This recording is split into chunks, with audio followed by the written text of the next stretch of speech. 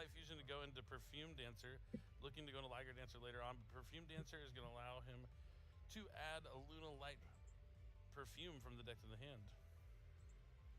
Yeah, unless there's some sort of effect negation here from Dino. Okay, if he was in the feature match area, we wouldn't be able to see him. It'd be just just have a disco ball in the player cams. I'm down to disco. All right, now he's looking at the graveyard. The Yellow Martin can summon itself back from the graveyard at some point by returning that Masquerade to the hand or any Lunalight card. Perfume Dancer also has the effect to return a Lunalight card to the hand and then special summon a Lunalight monster if you so choose to do so. Has there been a normal summon yet? I don't think so. Nope. So the world is his oyster at the moment. Looks like he's going to use Black Sheep to either add polymerization or add back a Lunalight monster. I do remember a long time ago when this deck was first popularized at one YCS, and it mostly just centered around summoning rank 4s, but a bunch of people thought that the Lunalight Fusion was really important because it was Lunalights, and was kind of crazy rushing to get this card, and then that seemed to go around faster than people were going, no, you don't actually, no one used this. Nope, here comes that normal summon of Kaleido-Chick. Kaleido-Chick's kind of the heart and soul of this deck. Being able to send a Lunalight monster from the extra deck or deck as cost and copy the name. Dino is well aware of the effect there and going to activate the Book of the Eclipse before Tom Cannon. Keeping that the card face down, the Kaleido-Chick, is huge because you just kind of recycle that card from the graveyard over and over again. But as you mentioned, face down isn't great with fusion decks because you can still use polymerization to get it off the field. And the best part is Kaleido-Chick's effect, if it's sent to the graveyard for a fusion summon, you're going to be able to add that polymerization right back, or you can use the Masquerade to add polymerization back. And then the Masquerade effect will also let him use polymerization to banish from the graveyard for the materials, which is an easy way to get Liger Dancer onto the field. But he makes a second copy of Perfume Dancer just to get that Kaleido-Chick back into the graveyard. We just need to figure out then how to get the Kaleido-Chick back onto the field somehow, but as you say, you've got that Perfume Dancer that can just special summon monsters straight out. And we got rid of Trust, even though, I mean, we could even use it, and this that speaks volumes. This means he is using the Masquerade effect to add back the polymerization, so he will be able to banish the materials from the graveyard. So the Kaleido-Chick comes back out. Dino knows he can't let this card resolve, so he's using the Morian to put it back face down right now. Every time that card is touched down, Dino has gone after it. Smart stuff here from Dino. Yeah, he's clearly got a plan, because you can't access the Liger Dancer very easily unless you use the effective Kaleido-Chick. Tom just going through the graveyard there, so maybe that means he's going to use that, is it the Silverhound? Graveyard effect to banish itself or trap.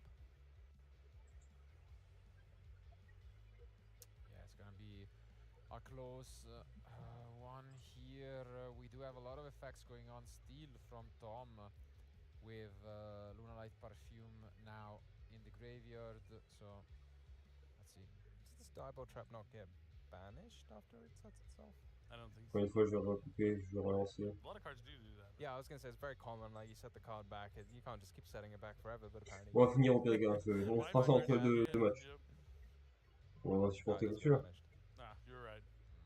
Good Score call. one for me. Good call. Quick fist bump there for Oh, Tom. non, bah non, c'est bon. All right, now it looks like Tom, the other Tom, not the Tom sitting next to me, is going to banish Lunalight to try and add a Lunalight monster from the deck and then discard a card. Ok. Donc, donc le Wayforest, on a vu son terrain, il s'est fait tout prendre ses mains avec un lit d'Eclipse. Hop.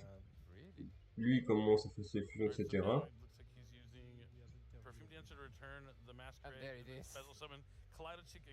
Hop, le fameux petit poussin jaune.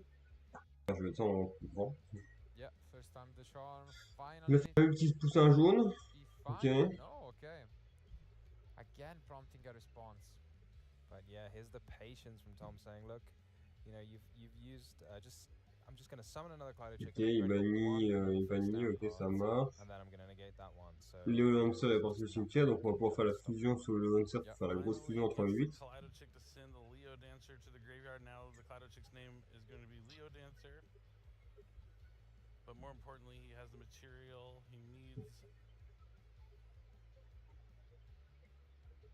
for Liger Dancer. Donc évidemment, tac.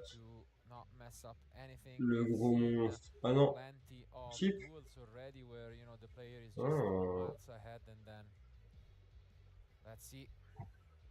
1, 2, et 3, et 4.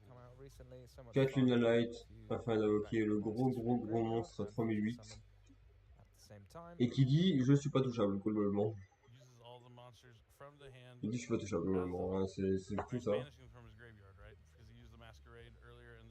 Donc, du coup, trop chip est fait, du coup on va monter ça à la vie. Voilà, c'est celui-là. 3 minutes, 3.5, niveau 12, dit je suis pas touchable. Easy well play. Did he banish a Collider Chick as well? I think so. I think he banished one of them. Yeah, it's got that. It's got so many effects. It seems Collider Chick, but one of the effects is if you banish it, then your opponent can't. Donc en gros, il dit dans utilisé par les adversaires sauf les Luna Light. Il peut faire 2 attaques durant chaque votre phase, une fois par tour, et faire un Vous pouvez envoyer un Luna Light, l'autre avec dans le cimetière. Il tue tous les monstres inclus spécialement de votre adversaire contrôle. Alors, le fait est que il ne peut pas le faire pour l'instant parce que du coup c'est la première fois qu'ils sont redevenus secrets. Il la laisse. Il la laisse.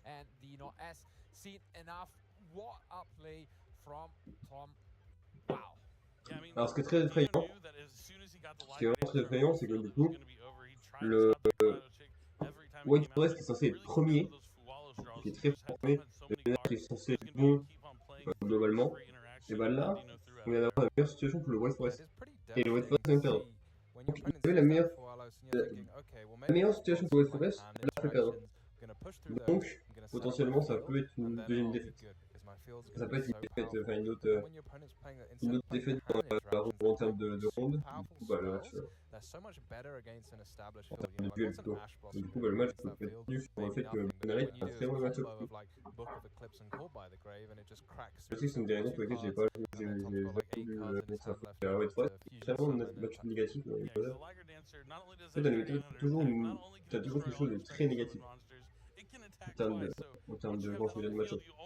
Just like what 400 more points of damage. It's pretty easy to clean up there with Luna Light. Absolutely, and I mean, if we have seen that approach from other decks, it just makes so much sense to do it in Luna Light, where, as mentioned, you can just pretty much rake the field through pure engine, and yeah, Tom is in a very good spot, considering that to me the only concern might be time. Because they took about 20 minutes to get that game down, and it might be a question of can Tom really wait it out, or should he just pick up his cards at some point? Like, what's the threshold for when you pick up the cards and try and go? On a pas besoin d'avoir une grosse qualité. C'est des cartes. So we saw how long it took. There was about 8 minutes. So maybe you just have to assess your hand. Maybe if you don't have them will charm me. It's going to be a lot harder to push through that White Forest card if you don't have things like Book of Eclipse. Yep. Maybe triple thrust will help him access things like Harpy's Feather Duster, because you saw White Forest relies on a lot of set spell and traps and forms of interactions. So it's really going to depend on the cards he draws. But I could see a quick concession to go into game number 3 and going first, where things would be pretty good there for Luna Light. Yeah, it's tough. Definitely gotta be a consideration, because I mean, as mentioned, it has already happened to Dino as well, and when you're both on a 3-1 score, definitely you don't want to make your opponent's life easier, you know, and just both go down to a 3-2. So I'm sure they will try their best to at least make it to a game 3 if Tom is not gonna just completely stop him and get that 2-0 lead. But I mean, in terms of side decking, I think both will be improvising, not gonna lie. I doubt that they prepared, you know, with this matchup specifically in mind. And especially je pense que White Forest c'est quand même préparé à Luna Light, parce que encore Luna Light, je sais pas si je suis préparé à White Forest, mais White Forest je pense aussi, parce que vraiment Luna Light c'est vraiment le gros point noir. Side deck, and that's Artifact Lancia. It's really good against Malice, but Luna Light also banishes a lot from the graveyard. If you don't have that access to banish from the graveyard, you're going to have to summon Liger Dancer by using like the Kaleido Chick effect on field to copy the name, and then plus 3 other Luna Light monsters from your hand from a polymerization. So stuff like that will just kind of happens to also work against Luna Light. Kind of not so great for the strategy. You know, I thought you were going to say draw on Lockbird. I mean, okay. I mean, yeah, that card's absolutely devastating. Basically everything. Everyone was siding for all the other. There's a lot of things got to go against Luna Light, but we're going to have to see how it plays out here in game number 2 of this awesome matchup we have at the World Championship. But I mean, it seems like Tom thought those cards were not going to be popular, and it's working out until now. We haven't seen Droll and Lock at all. We have only seen a couple Lancia throughout the entire event, and well, let's just wait and see whether that will be the case. But I'm pretty sure Dino will try his best once more going first with this White Forest Zamina deck. And let's see, because there was not all that much more that he could have opened, to be fair, in game one. The opening was solid, so yeah, Tom even discarded both triple tactics cards. yeah, absolutely amazing. I suppose I mean, we get to see it here, but as well as the croissant or macaron discussion, I feel like red sleeves or blue sleeves is also pretty Croissant ou macaron? argument, I guess. Arrête. Me too. I saw a lot of the players picking the red sleeves, but yeah, I'd go for blue. Or maybe they are playing red because they want to keep the blue ones and just for themselves, you know? That could be the case here. Who knows? But okay, now we take a look at the ends, and the same opener as game one. Sylvie is going to be the normal summon for Dino. Do you think Tom is a player? You know, some players will, like, if they have no interruptions, that's when they put their hand on the table, but other players will, you know, you'll put the hand on the table, you say, okay, I know my hand, and then just watch your opponent more carefully. Yeah, it really is a 50-50 shot at that. So Tails of the White Forest can be added to add LZ, just like we saw in game number one. The question is, do we see that Fuba loss this time around from Tom once more?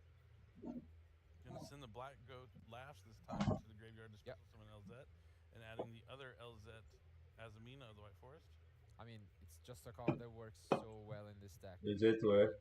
C'est un bon starter du coup. Il a un très bon starter, s'il fait le combo entier, il peut peut-être finir sur, je crois, Saint. Il finit sur Saint, en vrai. S'il joue Saint à Zamina, franchement, c'est une bonne. Ce serait une bonne carte. Ah, il est full stress? Après, oui, par principe que s'il a eu le entrap, il aurait entrap avant. Ouais, je pense que c'est ça. Yeah, you'd have to call. There's a lot of options you can really call. It depends on how they start. Black Sheep, Leo, Kaleido Chick, but even Kaleido Chick, because it does negate the effects, or you can't activate the effects. Can't activate, right? So I don't think you'd be able to even send. There's a lot of options. Gonna add Woes of the White Forest here. Yeah. And again, this Tributotic Trust being discarded, not really activated, but works out. I mean, you can always get it back. Oh, we're gonna get back the Black Goat. So if it's set face down, then surely you would be calling a Liga Dancer. Yep, that makes a lot more sense. Prevents them from being summoned. Well, but there's so many powerful. I mean, the Perfume Dancer as well is so powerful. It's also a shout, but. Non, ouais, c'est un combo normal, hein. Pour être honnête. Summon the Sylvie back by returning the Synchro. Yep. Nope. Oh yeah, and then you use Deception, attributing the Sylvie to add the Hollow Azamina. Yeah, Sylvie's such a cool card, having that quick effect to bounce or return as Synchro from the grave or extra deck. Grave or field, so it allows you to play around cards like Infinite Impermanence or Effect Veiler. Not that I think Tom has got any of those in his deck, given the shape of it we saw in the first game, but always nice to have. Yep, not being under Fualis this time, he's going to be able to go through the whole Azamina line, so he can access maybe wanted Seeker of the Sinful Spoils. Both these decks having so much fun now. Là, c'est fine. With the Drawn Lockbird. Les deux se reposent. Bon. C'est là pendant le deck, c'est là pendant la main, il reste posé. On la réutilise avec ça. Oh.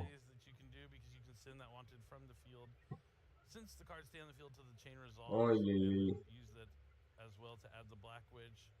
And he's going to send two. So this means he can summon one of the level 8 fusions. Yeah, that's not something you see every day, but it's going to be Saint Adam. Ah, et Saint, j'avais dit quoi? Saint Azamina, c'est broken. C'est broken, Saint Azamina. Contre Lunalite, c'est plus fort. Is this also the one that prevents your opponent from targeting their own cards? Yes, yeah. Your opponent can't target their own cards on the field or in their graveyard. That's probably one of the most unique lines of text I feel on a card. I don't think I've ever seen that on any other cards, and depending on what deck you're playing, can be extremely annoying. I don't know how annoying it is for Lunalites in particular, and a deck like Yummy, it feels like none of their cards target their own cards. They all just say summon 2 from the grave, but the Lunalight cards I don't know so well, so maybe it's helpful. So the Saint Azamine is going to bring out Ilya Silva. Black Witch is going to send the other Azamina fusion to the graveyard to special summon. I love that variant artwork. Yeah. Gonna set Sinful Spoils of the White Forest with the Diabolical. Il a rien eu, il a rien eu. Just having a read at it, but Et bah, alors je dis pas à côté. we Et alors just gotta keep our eyes on that clock. Now hitting 22 minutes remaining, and still comboing off Rondino. C'est ça, c'est vrai ça. Il reste encore 22 minutes. Il est encore en train de faire ses combos, c'est fou. Lâche-nous, gros. Le gars, lâche-nous, je sais pas. Hein. Oi, oi, oi. Oh, il a la bonne main. Une sirène Azamina, je crois qu'il soit au terrain. By sending Woes, and then Woes of the White Forest is going to set itself to the field. Woes special summons the White Forest from the deck and then lets you see. Tu peux prendre ta carte pour regarder? Bah, ouais, vas-y. Je peux prendre. Yeah, it's a huge effect usually. Ah oui, il avait rien, Allows il avait you rien. to summon the Silvera and change all face-up monsters, you know, in stun defense position, which is. So Tom's not conceding yet, so maybe in his hand he has some sort of field breakers, but this is going to be tough. With only drawing to 6 cards, he can't target his own cards. It's going to have to be like something like Book of Eclipse plus Called by the Grave yet again. Yeah. You gotta have room to summon something and from the extra deck. And even if he has Book of Eclipse and Called by the Grave, he still knows that Dino has that Black Goat last set as well. Yeah. I mean, we have seen a lot of going second cards, and ooh, there comes Dark Ruler, no more. That explains it. Yep. Straight Step 1. Yeah, step 1 completed. Step 2, Leo. Wanted to summon that quickly before the Black Goat Laughs was activated potentially, but Ash Blossom last card. Oh, quoi? Field breaker. Oh, vas-y. Yeah, these fields. 2 fois d'affilée, gars. So powerful, en fait, il a fait un combo pendant 15 minutes pour rien. Makes sense. We can still activate our Ah bah oui, en effet. as Tom was saying, just to making space for that synchro play. So. Oui, parce que du coup, vraiment, il y a pas encore. The synchro when our monsters negated, there are more ways to do so. Oh, with the woes. With the woe, yeah. C'est un coup qui fait plus pour le cimetière et du coup c'est le cimetière qui fait ça. Whoa. Plenty different ways to say it here, but Tom is going to resolve the Lunalight Gold Leo to add. Well, I think definitely Tom is the one who should play. Moi je dirais Gold Blue quoi. Like he is the one who has something to lose. Donc non, même pas. So, bah Liger. Obviously you wanna think. Le Liger, le pendule. Yeah, you can see it here. Just Je crois qu'il ajoute un monstre, je crois. in the sky, trying to go through his lines. Le Tom là, il a l'air un peu valdin. Ah non, oui, il renvoie, oui. C'est fou. Je l'ajoute à la main, je suis fou. Oui. Not Lunalight Perfume, but Lunalight Masquerade will be the one that he's going to go for, or potentially Lunalight Fusion. But yeah, Masquerade if be the one you want to grab if you don't have it. I mean, yeah, he's in great shape outside of the Woes and the Black Goat Laughs. Because I mean, without Liger Dancer, it's kind of hard to clean up an enormous field like the one he's dealing with right now. So yeah, what do we think is the game plan here for the Lunalight deck? What is the plan B when you don't have access to Liger Dancer? Because to me it seems like very much a plan A sort of deck, you know? Yeah, I was like, I haven't made it to plan B yet, I couldn't tell you. Masquerade's going to be activated next to send a Lunalight. En vrai, ce qui est très effrayant, c'est que je pense que il est sûrement la win encore. Hein. Le bougrin, Masquerade, c'est fort. Looks like Dino's thinking about responding here. Could you also just call Collider Check and then it's almost impossible to get to the Liger Dancer? But then if you do this, so it's the Black Goat Laughs, you cannot special it except from the graveyard. Yep. So you might find a way still. But he's gonna use Sylvie here, right? Yep.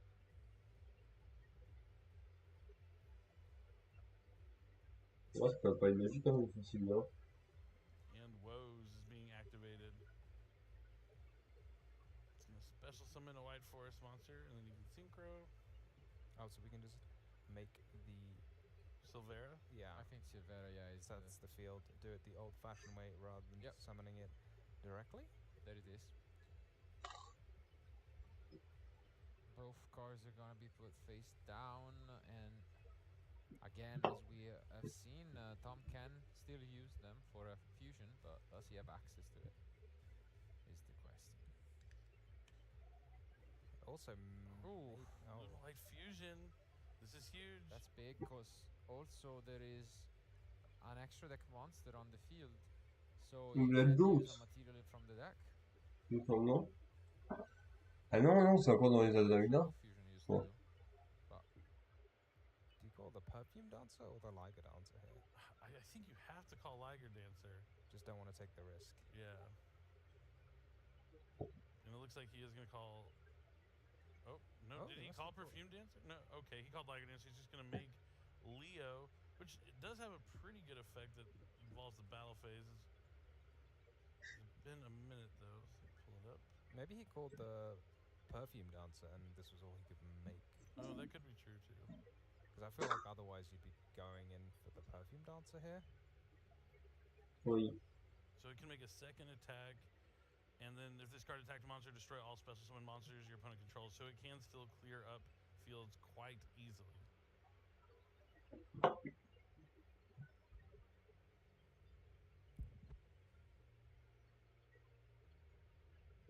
It's gonna be a really close one. And Tom even reading the Leo Dancer. Yeah. It doesn't come down on the field too often. Il y a 2 secondes après celle-là.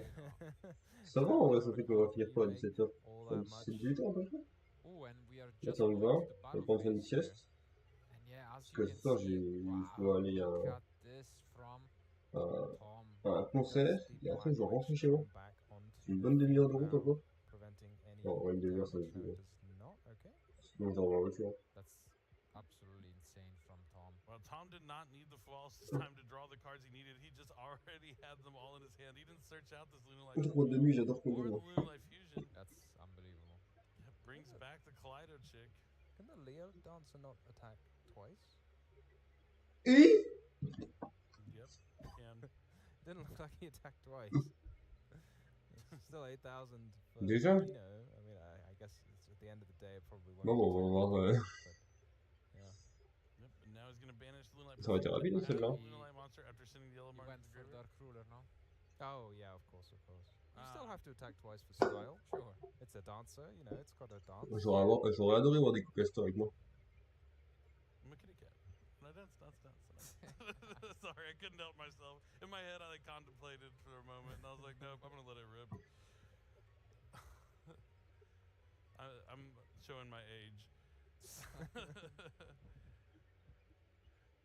And it is a cat, right? I mean, these are cats.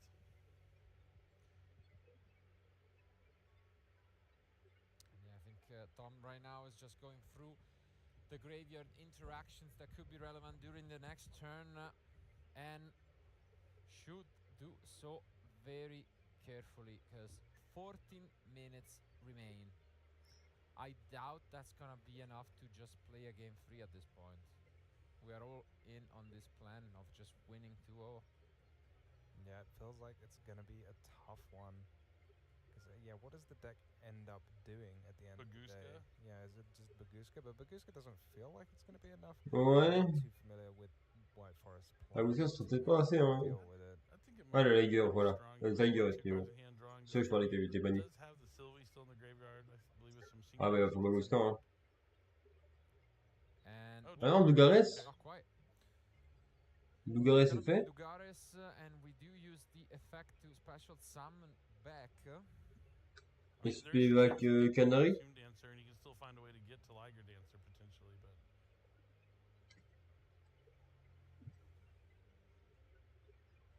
yeah, it does seem like he would have called the Perfume Dancer right, 'cause otherwise why wouldn't you have summoned that first and added a perfume? But this is gonna be a big one as well, because skipping the main phase can be quite annoying. Yeah, you're right. It makes it very difficult to end up C'est dur, hein.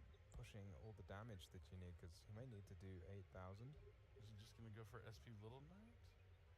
Surely not. Surely he wants to at least have. Non, mais non, mais non, je veux dire. Pourquoi il n'a pas fait Dougares effet?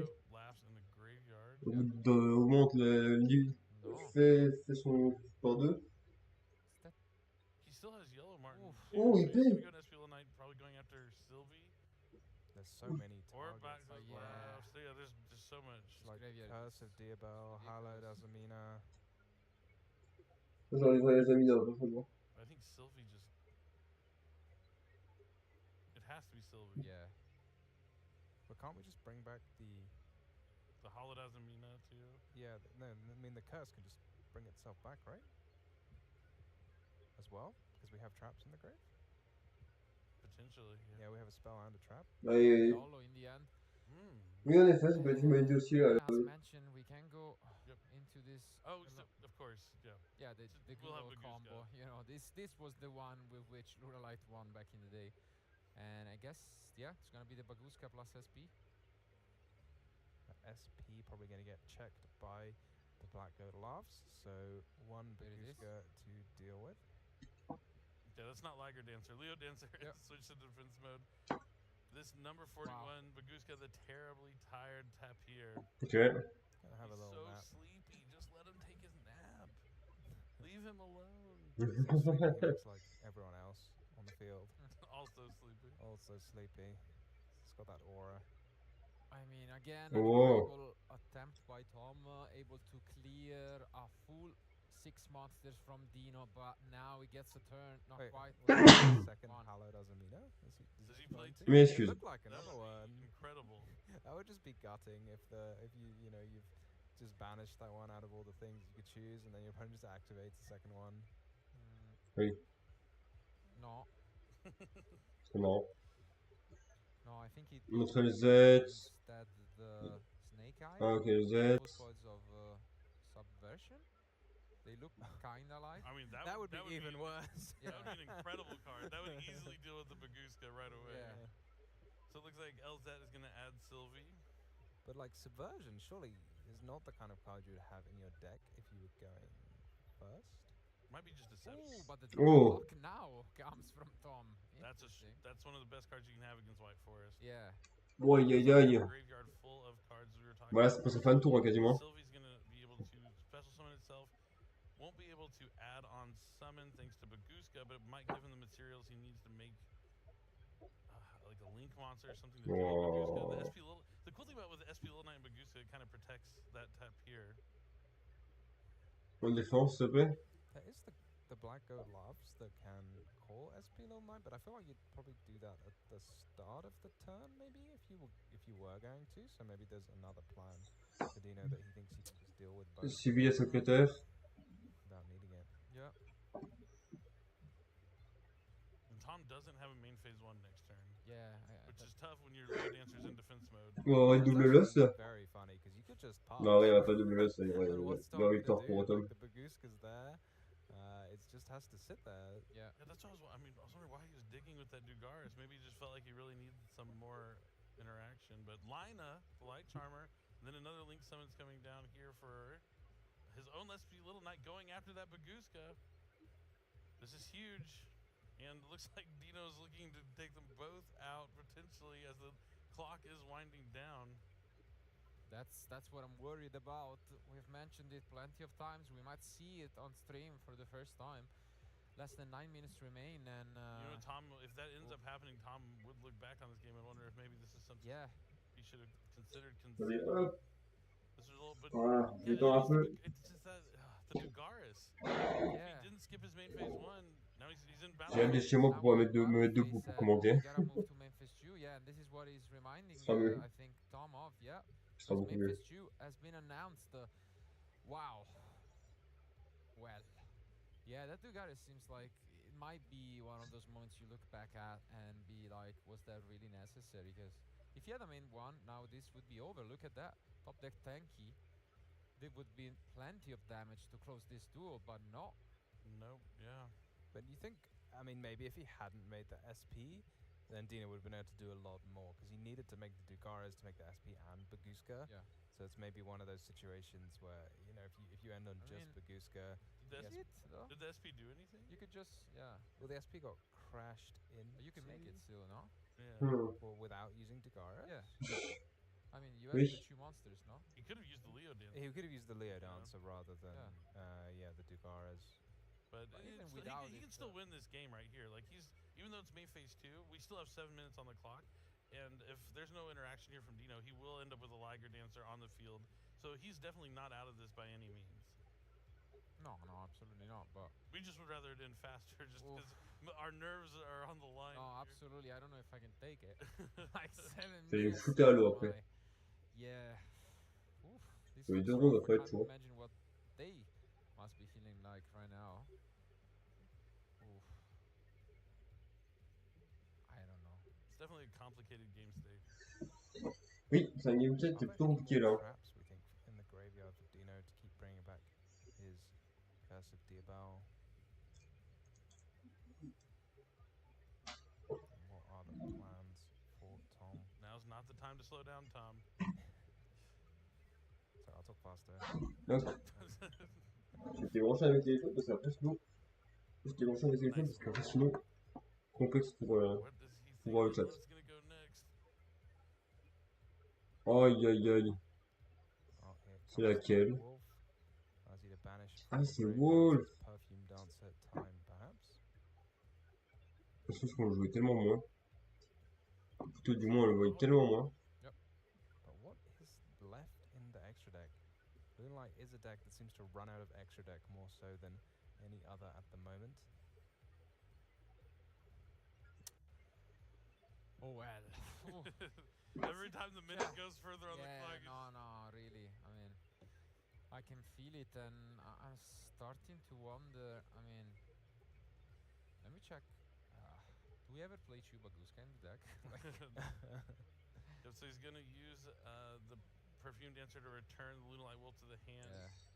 He needs to like commit. He's in a prime position. He needs to not. Yeah. Sometimes there's an optimal play, and then there's an effective play that's good enough to get you to where you need to be. So he summons a cross sheep, but it's already pointing to the 2 zones. C'est pas une fois un tour ça? Like, the SP Little Knight's gone. I don't know. I guess he's just summoning the cross sheep to clear up room. Now he's gonna use the wolf to try and summon a Liger Dancer, but like he needs to stop worrying. Yeah. Because he also has the Hound in the graveyard that's going to be able to negate. Like he's in position. The only thing that can beat him. Voilà le leg. Tout ça, il a l'étal là. Il a l'étal là. You're right. I probably No? should count him out, but it seems okay. So there are a bit less than 5 minutes remaining. And Dino draws. Lancia. En fait, j'avais pas su ça comme ça. Je pensais qu'il y avait encore la battle phase. Là, c'était en gros, il avait tiré SP pour crash. And now we start things off by using this Black Goat Loft. Ok, Black Goat. What is the text on the Black Goat Loft? Because it doesn't say like activate the effects. Yeah, but it should. Does it say your opponent can't activate it could affect the player. Yeah, it's one of those things. Given how fast he did it, I'm willing to believe that it says it that way. Yeah, neither player. Neither player. So it's actually the one card that can stop Liger Dancer here. Yep. Maybe he's just bluffing. I mean, it worked anyway. Il est là en full bluff. Now we move using this Lancia. Mais allez, arrête. Arrête, Dino. Tu vas perdre, arrête. Oh, are we out? On va lancer un faire double loss, c'est pas bien. C'est pas bien. Lui, il est en mode si je tombe, tu tombes aussi. Non. Non, mais. Oh. Trying to take them both down right now. I don't know. I mean, it has happened to him already. Il est en train de faire espèce de fou. A double loss indeed. And that would be a shame if it happened again to Dino. So, I mean, terrible for his tu m'étonnes. Yeah. C'est une honte s'il fait ça comme ça. An argument for just, conceding at some point. If you know you have lost the game, obviously it's a big call and a sportsmanship, I feel like, but also you Oh, il est get si in the way, lent. you know, those Je strikes jure, je l'aurais. eventually not, so might as well if you think the game is over. So with White Forest, there is a chance if you get like all the synchro monsters on the field. Même There's temps, il est en these mode additional bonus ultra effects where chill, they gain a ouais. bunch of attack. You get piercing on top of that. This cross sheep is vulnerable, so there is maybe a chance here for Il est Dino to affecté. win. Ah oui, il est inaffecté. Yeah, They both lose. that's the thing. Unfortunately, that's the reality. Dino has to know that. There is also so this one does piercing, I think, or double piercing. Yeah, Il y a un moment, faut savoir accepter quand. but even if he wins this game, he loses. So I mean, yeah, okay. Now So- the timer has been slightly updated to what has been, you know, just a couple more minutes, but I mean, it's still only 3 minutes, which still pretty much guarantees the same Faut result. arrêter, arrête. Yeah. I mean, Dino's not going by any means slowly. So No, totally not. But I mean, his deck. But there's no scenario where he wins this match. no, of course not. But at the end of the day, you know, there's only 27 players, and he needs to beat Tom, as well as all the, you know, as well as having high tiebreakers. Yeah. Maybe Ils ont raison, il n'y a aucun scénario où il gagne. Faut arrêter. could be very important to him if he's directly Tu veux faire quoi avec ça? I think, but if Tom has the same record as him, that just puts another person in his bracket. Il y aura une phase 2 en Like, he plus. would Ça rather fait un Tom plus. have the win to make the top 8. Like this is only working against him. Mec, il a rajouté son truc. Like Lui là. actually, like it's, Yeah, I also think the same, most he's- likely. But, he's beating himself out of the tournament by not. Gars, arrête, c'est tout. but I mean, Is this all in the battle phase? yeah. We're still in the battle phase using the Diabel Z, but What just happened? Did you just use the Liger Dancer? T'as vu, il est Yeah, utilisé. because this fusion in the graveyard, and the next turn he'll be able to banish it and increase the Liger's Dancer by like 3,000 attack. But I think Yeah, it's bisous. allowed to use its effects. yeah. Ouais, il est détruit, ouais, alors. Oh, wow. True. And it also looked Yeah. like the Diabelzy was destroyed. Arrête de faire ça. Voilà, It's allez. gonna end here. It looks C'est like terminé, he point, bisous. knows that the writing's on the wall. The Liger Dancer's effect. Hop, is back il online. flippe Leo Dancer tout. gets flip face up. We might actually be able to close this one. I mean, as you can see, Tom Now is is not just the time to reading it. read. Là, il y a You juste. have a Liger Dancer. You have a Perfume Dancer. I Destroy these monsters. Go to battle phase. End the duel, Tom. Just do it. Yeah, but I mean, we do have a little bit less than 2 minutes here, but there is enough Battle phase. to attack multiple times, I guess. Is there? I don't understand this game plan from Dino. Yeah. I don't think he realizes how tiebreakers work. But it doesn't matter. The double But attack yeah, that goes is- to Voilà. the game. Wow. Tom is going to walk away with the Oh. victory. A close in Ouais, oui. Just celebration for him. like in the end, this is the best result for Dino. Like, Yeah. at the- Dino doesn't know it, but he should be happy here. With like the this is result. the best result he could have after they were in close to time in game Yeah. number 2. Tom now has a 4-1 record. Yeah. which is a Oh, yeah, resident yeah. tiebreaker Amazing. for Dino there. I mean, his other tiebreaker got the loss because it was a double loss, but you know that's kind of the issue. You have to play decks that go to. Sometimes with if there's rules for a tournament for the time rules, you have to take that into account when you're selecting your Bah deck. If oui. your deck takes too long to win, then maybe you shouldn't play that deck. I mean, I know we wouldn't be able to see. Oui, je suis d'accord avec ce qu'ils disent. En gros, c'est si t'as pas. Si ton deck fait pas. En gros, son deck est trop long à jouer pour gagner, joue pas ton deck dans des moments. Genre là, actuellement, c'est si tu fais. Si t'arrives au bout du temps et t'as 1-1, c'est double carte. C'est double loss. Et alors, je sais pas s'ils s'en rendaient compte, le mec. Soit il voulait l'emmener avec lui dans la tombe. C'est possible, hein. C'est possible que le mec soit en mode. Non, si je perds, tu perdras en prix. Mais c'est tout. Il n'y a pas d'autre raison. Especially when you put into the picture the fact that he had built his deck with just field breaking spells.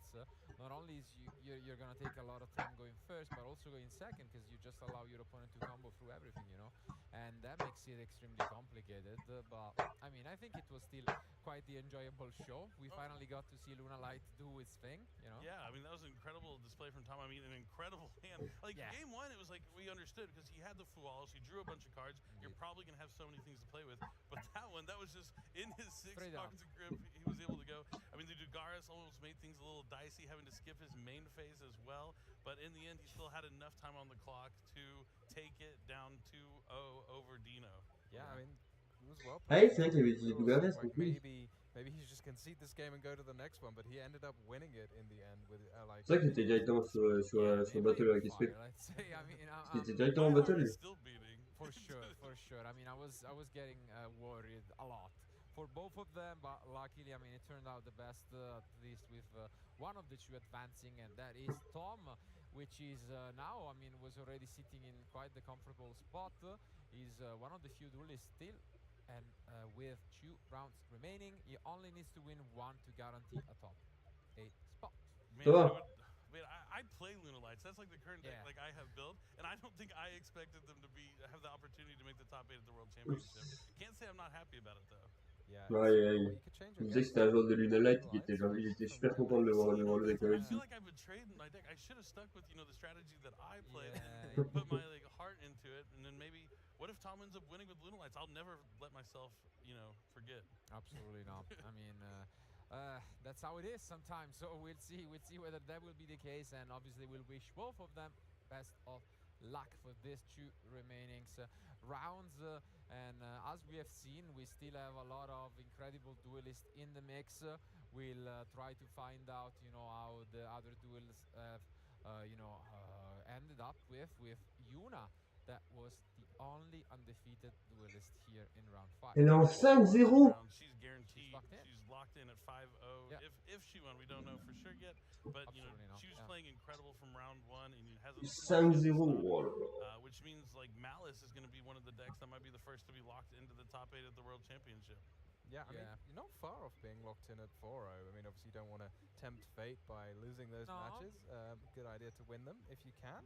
But as we say, we're not quite sure of how the J'espère que Damien va la gagner parce que potentiellement ça peut le mettre dans le top 8 quoi. Yeah, Dino's out there trying to make sure Si elle va gagner, I'm coming down, you're coming down with me, but that doesn't work to anyone's advantage. You just have to assess the situation when you're playing the game. Indeed, but when you are the only 4-0, I definitely agree with you, Tom. There is a great chance that if you lose even all 3, you are out. But anyways, for now, let's focus on the issue at present and on what was this amazing round, because we do have the winners interview ready. So let's go to the post-match analysis. Thanks, guys. I'm here with Tom. Look, that was a very stressful match. I was stressed, the cast was stressed, the audience was stressed. How are you feeling in the last few moments of that round? I was stressed as well. We've been talking the entire weekend, and I didn't actually think that he would bring the deck. Yep. And I told him like 2 days ago, I don't know your cards. That he actually bring it, it's crazy. So that's my issue. Like I had to read the cards in game 1, so that took time from the clock, and then when we got to time close, I was scared that it's double loss because like I wasn't. Regardez les emmener de Damien voilà. The match, but yeah. And you did read his cards, but did you have a game plan in mind, or were you just gonna roll with it? I noticed game 1 you had the 4 loss, you had the Eclipse and the Call by the Grave. Game 2 you also had the Dark Rule and no more Call by the Grave. Were you? Il est en 3-2. Let's go. Thoughts when you saw those 2 cards in your hand? I mean, I've played the deck prior, and I knew that my Damien est toujours en lice. Every of his interruptions, usually. So if I have cards to play with, like Engine, I'm totally fine. Yep. Yeah. So I was, of course, I was happy to see Dark Ruler, Eclipse, and Call by the Grave to get rid of these negations, and to be able to destroy all of them by card effects. But like I was confident going into the matchup because I knew like I am favorite because I can break everything. But like still I don't know the cards, so I was kind of scared. And why did you pick your deck though? I guess I was going to ask like what did you find surprising? You are the surprise of the tournament. You just played against probably what you would expect as a surprise. Why did you pick Lunalights? Honestly, like I tried to have fun on this tournament. I wanted to take Luna to any prior event, but TCG Mitsurugi was just too good. So I started testing it, and I felt like it has a pretty decent matchup against everything going first because it can play through a bunch of hand traps. Like no matter if you double or twice hand trap me, I can play through it. And even going second, like you saw, I can play through so many interrupts. And I think I'm also kind of an underdog and expect my opponents not to be perfectly prepared against me. Yeah. And if like you make one slight misplay against Lunalight, you get punished. So that's why I chose it. Like I am at the underdog, and I didn't want to play like Malice or Yami or Vanquish or mirror matches because I didn't feel like on Worlds you can outskill your opponent. So yeah. And well, now that the Il disait qu'il était un underdog, etc. Ouais, il a raison quand même. Is there a deck or a Mais play bon, bref, dans tous les cas, c'est ultra bien. No, like Que Damien Ballas soit en 3-2. C'est-à-dire qu'il est encore en lice pour passer au top 8. C'est-à-dire que là, il doit pas faire. C'est-à-dire que là, il a plus le droit à l'erreur. Je crois. Il me semble. We do want to congratulate you again. You've got 2 more rounds to go. How are you feeling? I'm confident. Yeah. I've been calling it the entire week. Like, I've never won an event, got second twice. Maybe that is a charm. Yeah. Hopefully we see you again soon. Well, congratulations and good luck for the rest of the round. We're going to cut to a break, but don't stay too far because round 6 will be coming up very shortly. Appreciate you. Thank you.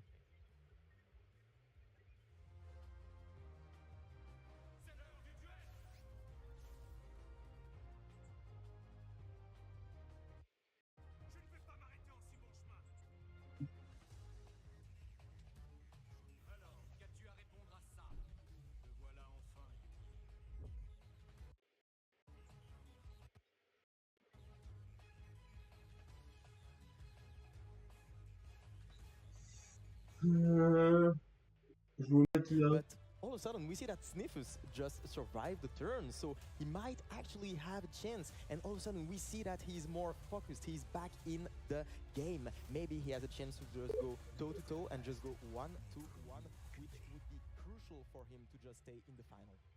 Okay. Here's a skill which is incredibly powerful. By shuffling one card especially to your deck, you're able to add up 1 net per pixel second morphing, or it's essentially, depending on what you have in your hand, you can add from the deck, and it essentially gives you such a boost to your hand field. And here, we may be witnessing what the deck does at its best, and win games. Exactly. Totally. Yes. Absolutely, because we don't have a lot of answers on the side of chemistry, and maybe Sniffus is just gonna equalize to 1-1, and he's going to enter battle phase. He's going to just get the game, and yes, he did it! He did it! I mean, I didn't expect that, to be honest, but what a game from Sniffus, and that must be a huge boost of confidence for him, because I think even him, he didn't think that he was gonna win the game. I mean, look at all the things that his opponents threw at him. The Mystical Space Typhoon, the droplet that we talked about, but he still managed to win the game. That must be a release for him, and now, I mean, they are 1-1, so this is not the same scenario as yesterday, because yesterday he had to just get back into the game and to win those 3 games in a row, but this time he just equalized, so he knows that he can just play like chemistry. Maybe he will just bring the trophy to home. I mean, what a game, to be fair, especially because, I mean, we can never count out our duelists. I think we have seen a lot of duels this weekend, and every single time we thought that one of our duelists was about to win, then it was a comeback. And once again, Philip on stream proved himself to be the Utopia player that just wins with the deck. And I mean, once again, he proves that. Allez-y, on jouer. Pas de soucis. He's undefeated still with the Utopia. Someone asks why he's here, why he's in a World Championship final. And obviously, we have to highlight that all the body language, how he was changing. I was very thrilled about it, meaning that at the start of the game, he was very confident. Then he was feeling very upset about the Mystical Space Typhoon, about the Forbidden Droplet into the Dueler, and everything changed when then Kama 3 special summon the goddess into the field and just passed there because she was negated and from Utopia Ray, right? And when that happened, we could see all his energy, all his aura, all his body language changing and going back into the zone. And I cannot be more thrilled about the next game, the game 3. Now that the equalizer has been made, but there is one extra asterisk into the final right now. Fusion decks will come brought into the scene, and Cal 3 has been prepared for it. He's here with a strategy to counter them, and he's here to prove us why he believes that some decks like Despia, for example, are not able to perform, in his opinion, right well. But no further ado, let's see game 3 in action, and let's see how our 2 finalists will go through. Yeah, absolutely. The 2 duelists are now 1-1 between chemistry and Allez, Chimera contre Speedroid. Alors, 5-0 Yuna. Ben voilà, il est 10ème là actuellement. Il n'y a que des mecs qui sont au 3-2 aussi dans le dessus. Si là s'il gagne, franchement, il se met trop bien.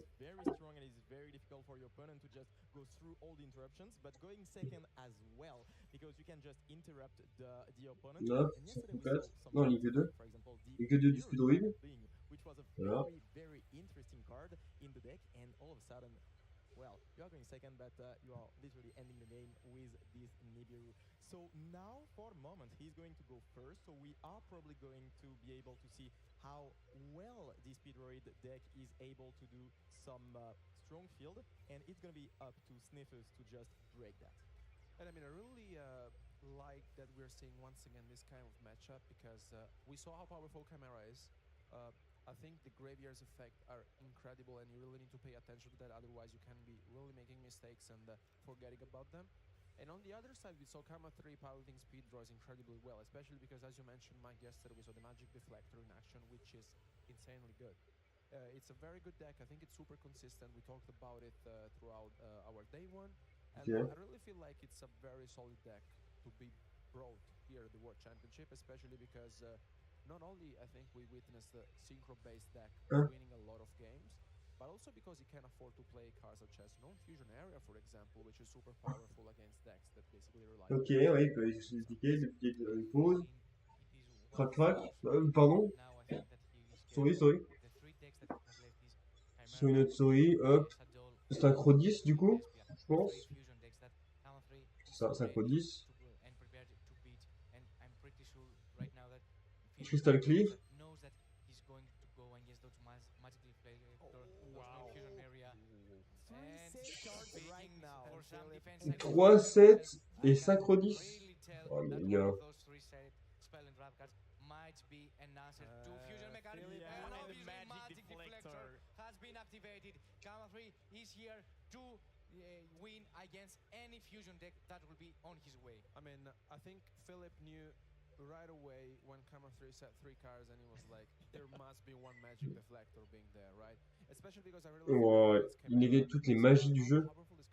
C'est fort. Non, pas les normales. I mean, you cannot activate the Chimera Fusion because the Chimera Fusion is only in main phase, so you can literally activate Magic Deflector in draw phase, and then your opponent is just, I mean, he cannot do anything. So it's gonna be very hard for Sniffers to just go through this card, and I mean, props to Canastry to just, oh, we are talking about that, but Canastry just came in very prepared. So not only he took some decks that are very surprising, you know, but also he decided to put in some cards very strong against the meta. And the meta call was very, very good from his side.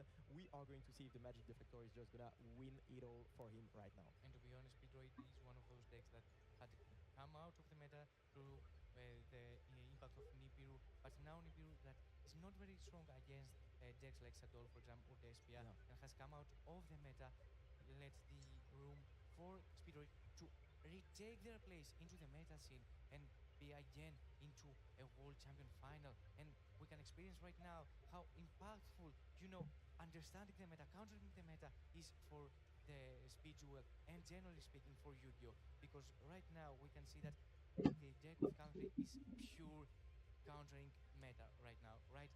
He has brought a deck that doesn't play very well against previous meta cards like Nibiru. He says that, yes, I know that he has come out of the meta right now, and I'm going to play answers. Il fait quoi? Ça fait 3 minutes qu'ils sont en train de faire la chaîne 1. Ils ont faim. Là. On va stream parce que du coup, la game a commencé là.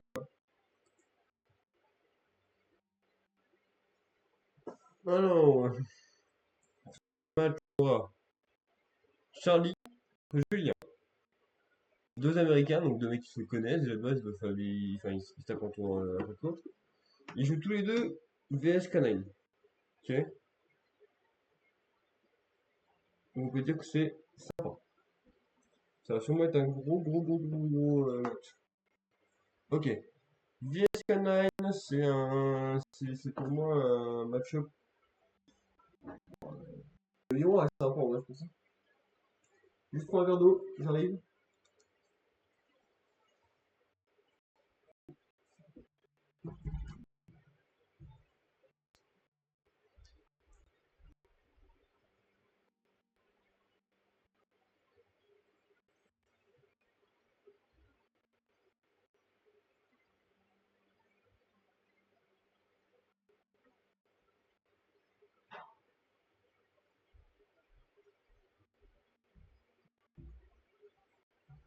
un goût bizarre. Alors, on commence maintenant du feu. La magie canine afin de spé.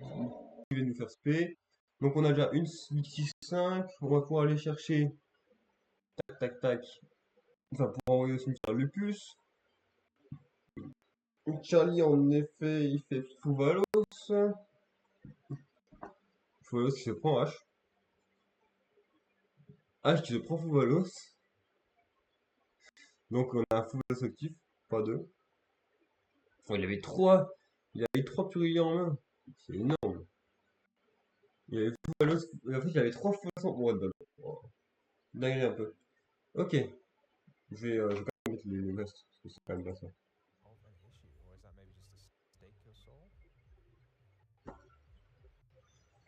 Ok. X65, ouais. C'est Reaper. Reaper détache 1. Yeah, let's take a look at these interactions.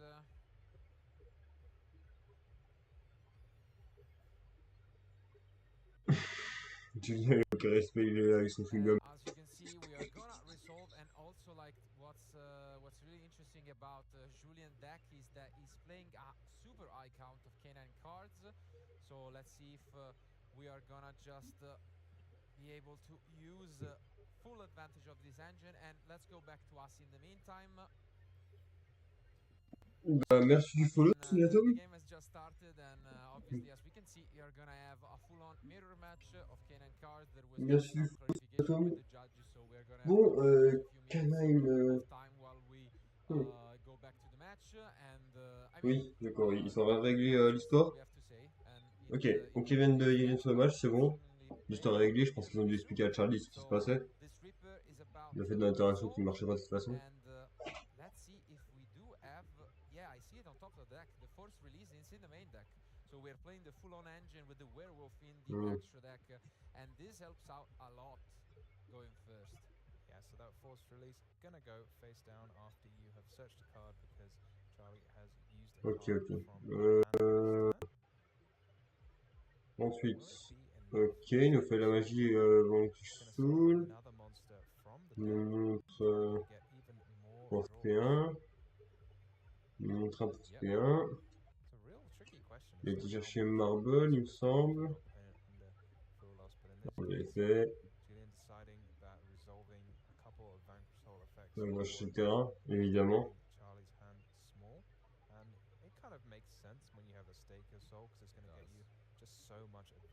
Terrain. Yeah, and I think especially this Snow Devil is such an important card in the mirror match to set up and have a full-on, field clearing effect later on. We had seen him at the European Championship, obviously without the canine cards, and I think it's absolutely great. Ok, Ryzen est fait, Tutos Ulishu. On va décarrer Ulishu depuis la main, évidemment. Il nous montre 2, 3.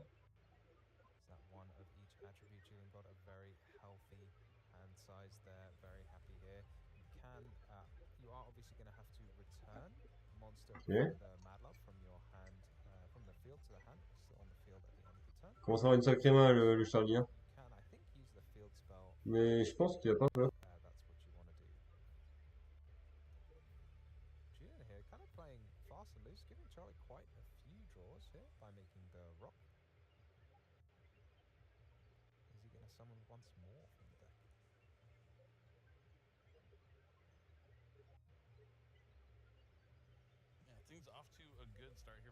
Bam, tout se revient. Il a à nouveau des niveaux 5 pour pouvoir faire des excises. Oh, le Nib. Nib, ouais.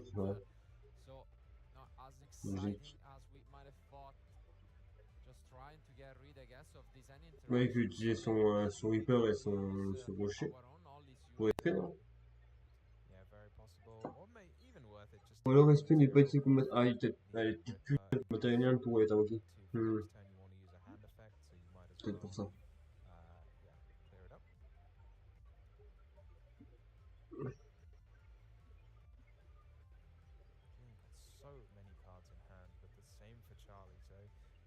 a game that truly gets out of control here.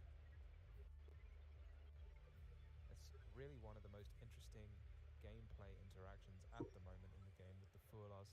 How many cards do you give your opponent? How much is it worth it? It makes you think very carefully. You're not just following that combo you've practiced 100 times. You need to say, okay, what's my hand? How can I organize things to give my opponent the fewest number of cards possible? Il a beaucoup de cartes en main, mais est-ce qu'il y a vraiment des bonnes cartes en main? Is there a point starting the turn maybe with a Foulas for Charlie? Est-ce que il va prouver à Gabriel Soucy que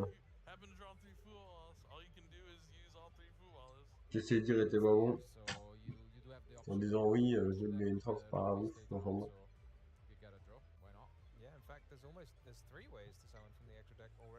Même moi j'y crois au fait que ce soit des bonnes cartes, enfin bon.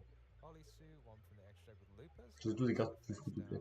Enfin, plus budget to play. Is it ever something you just chain now, give up the potential pop, and just use the hand disruption effect? Julian just confirming that. Charlie quand il bouge pas, il est frère, hein. On dirait vraiment ça, on dirait que ça bug. Hein.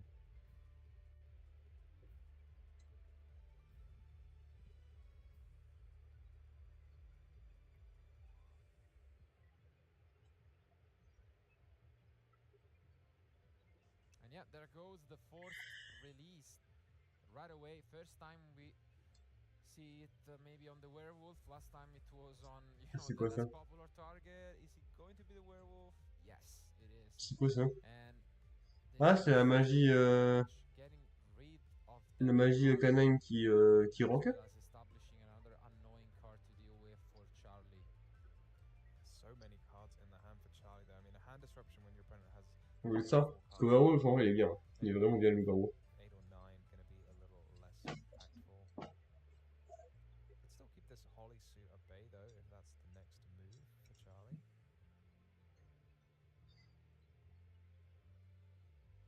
We do set the card, interesting. Presumably to play around the werewolf. But we're just going to activate We're just going to activate it. That makes it interesting indeed. No, it's going to be the Stake Your Soul for Charlie, revealing the Olisu. Yeah, one of the things that comes up actually is when people set cards to play around werewolf, then you can go ahead and summon a Caesar Valius and pop the set card. So maybe there's mind games, maybe Charlie's just setting it because it's important, but maybe he's setting it to see if he can prompt Julian to invest his Caesar Valius pop into that face down card. Because you're kind of saying to your opponent, I don't want you to see this card, it's really important, I really want to keep it. So maybe that might just trick him. So I'm wondering what spell is it you're setting? Like, Stake Your Soul is important. Pot of Extravagance is important, but like, what are the other spell cards that you really need in the deck?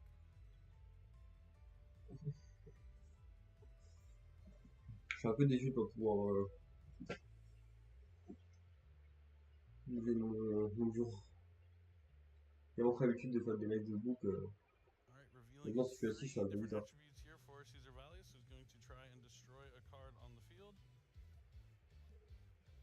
that note? I wonder why you didn't chain werewolf the first time. Just for like the light force sword like effect. Yeah, that's a throwback. Is my age showing again? Surely it's more like a pointer of the Red Lotus. I guess that is a more recent one, huh?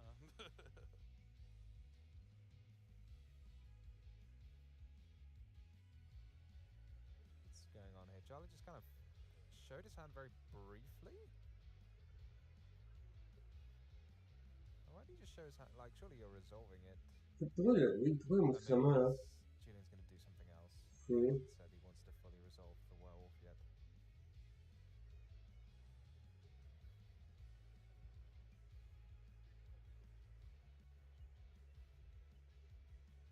Yeah, you can tell both of them, you know each other, but they don't want to mess this one up. And now we see that Snow Devil for free, trying to stop all of Charlie's option.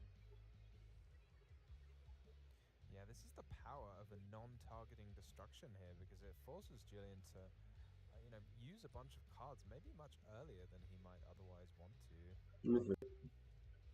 Wondering though if this is a slight misstep from Charlie, because you always really want to put your monsters against Vanquish Soul into a column where there's already some monsters in play. And he's chosen not to do that, but I guess in this case it's not really going to matter. But and we take a look at the end. It's Ash Blossom Nibiru. Oh, and he's also playing Impulse. Interesting. So the Rescue Ace card, yeah. So what are we going to take? Maybe it's the Holisu, maybe it's the Jokor.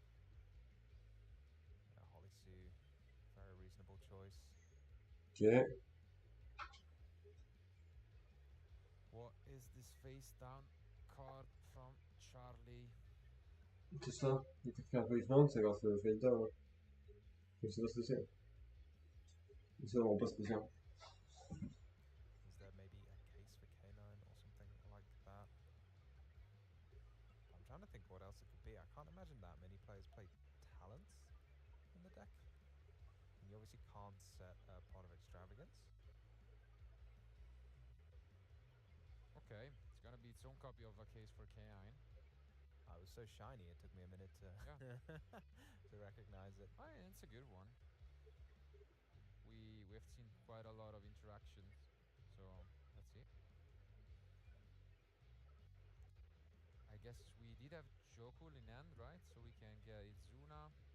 Yeah. Ok. Yeah, that's going to be really helpful here, resolving the Jokul.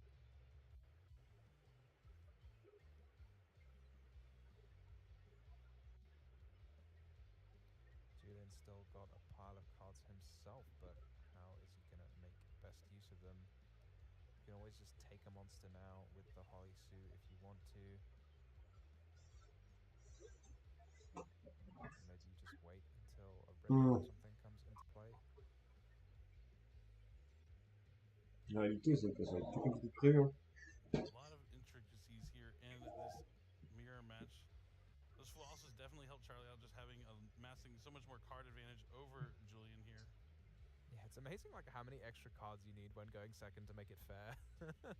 Like That's where the 4. Multarmies really come into play.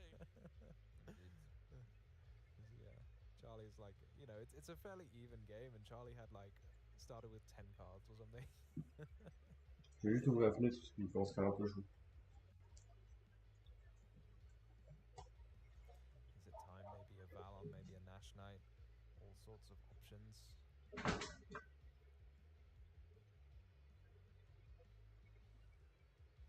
Maybe just simply return the favor, and yeah, that is going to be it with the Ripper. Is there still the Holisu Steel? Yeah. That's why I was thinking maybe maybe a Nash or a Valon, because that way when you get the card back it still has some benefit to you. Whereas Ripper, not so helpful.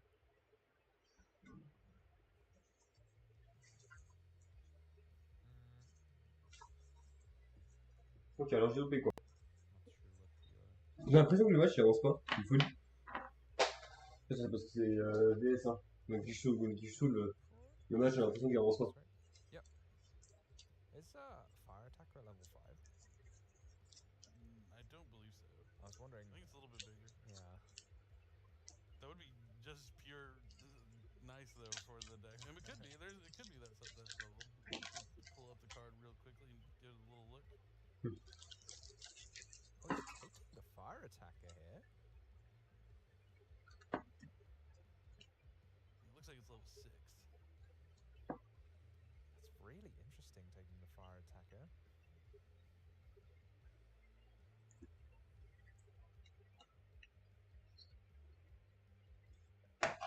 God, it's such a complicated game. Il avait peur de perdre son deck.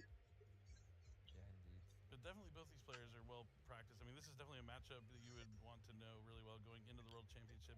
Expected to be the most dominant deck of the weekend, but while it was the most popular, hasn't really got a lot of success. But I mean, both these players with 2 losses, winning here is crucial for both of them. Now Charlie's going to activate Izuna, no effect to send from the deck to the graveyard. He just had to ash his own Fire Attacker. That's pretty funny.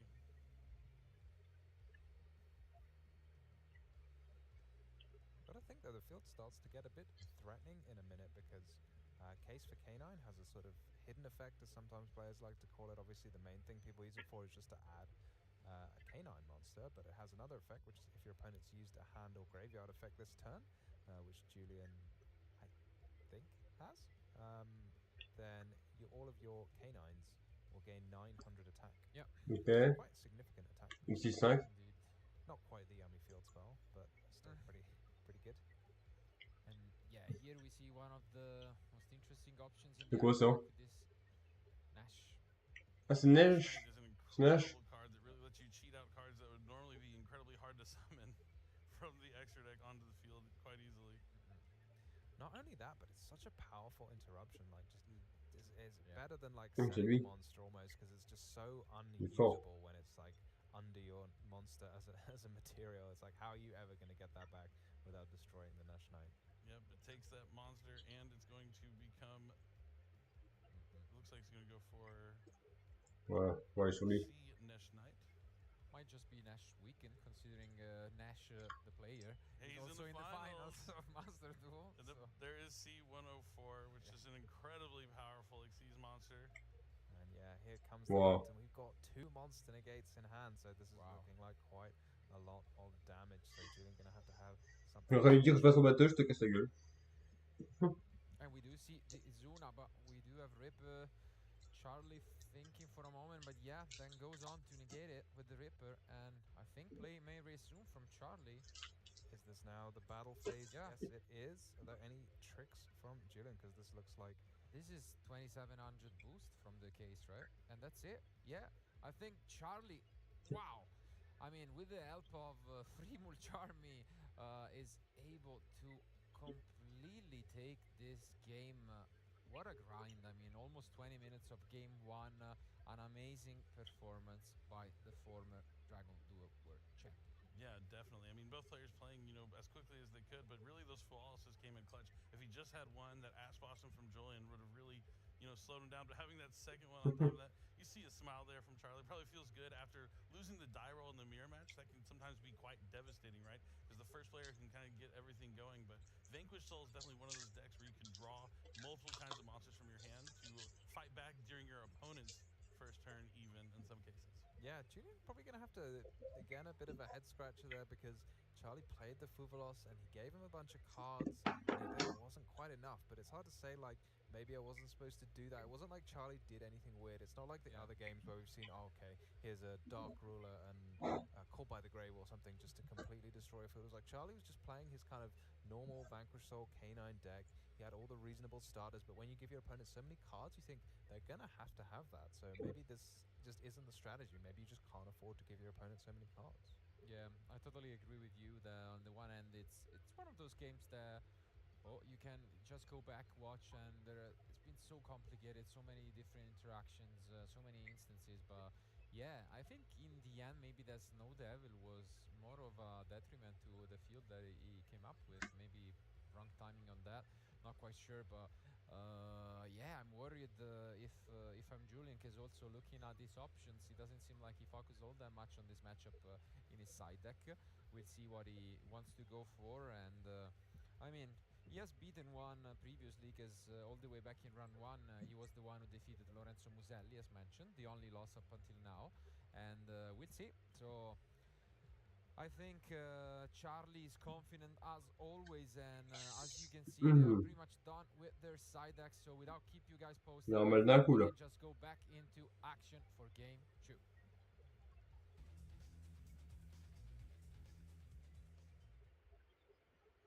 Charlie definitely giving the most confident interview out of the bunch. I also interviewed him as well, and he has the same message when you say, what are you looking forward to this weekend? He said, lifting the trophy. Nice. I mean, he's had an incredible year. Not only did he win the Dragon Duel World Championship back in the day, he won his first YCS this year before even turning 21. I only say that because I got my first YCS win at 21. So he's already accomplished so much more than me at such a young age. Nice. He's one of the most promising duelists, out there that could become one of a duelist of legend. But Julian, though, quite a unique answer from him when everyone else, when they say how long have you been playing Yu-Gi-Oh, it's like 5 years, 10 years, and Julian's like, yeah, 1 year. You're just like, wait a second, 1 year and you're already doing this at this high level. It's amazing. Yeah, he is an awesome duelist. I actually met him at the 2017 World Championships that we competed in. Really? Yep, him and Ryan Yu. They were both there. That's the one Ryan Yu ended up winning. Of course, yeah. More Mulcharmies for Charlie. Wow. Encore? Ah, c'est Purulia ce coup-ci. Yeah, Purulia. Mulcharlie. Oh, wow. Another one. He is Charlie Mulcharmy. Yeah. Yes, Mulcharlie. Mulcharlie is the new official name. I mean, it's approved. Yeah, definitely. And I was about to say, Purulia is usually the premium one against this matchup, unless they open, Stake Yourself. But when you have both, wow, plus Ash, which, I mean, I don't even know if that was needed, but I feel like you might as well, because you always want to keep the Vanquish Soul deck on a low number of cards if you can. And the problem, obviously, is the Canines give you so many monsters in hand all of a sudden that sometimes it can feel like an uphill battle. But we are going still strong from Julian, who could already stop, but not quite decide. I mean, as you have mentioned, Tom, in game 1 he tried a strategy giving the Charlie card and just ending up in a strong field. Didn't quite work, and now he's doing it again. Yeah, I mean, this is so rough though, because what can you do in a game where you can, you're under 1 full loss? It's like you've still kind of got options, but Purulia and full loss is so devastating to this deck. It certainly is, but sometimes it's gonna happen. But Julian's gonna have to find a way to navigate it through it here. Going first. He has. If he loses this game, he's still not. Even with 3 losses, you still have the opportunity to make top 8, but it's gonna be up to the tiebreakers, really. Yeah. But I think this might be it. I would be shocked if we push, more outside of adding back, this Razen. I feel like this is already okay, and I think maybe Julian agrees, and just sets 1 and passes back to Charlie, who is gonna, with the amount of Mulcharmies opened, a lot of, options in his hand at the moment.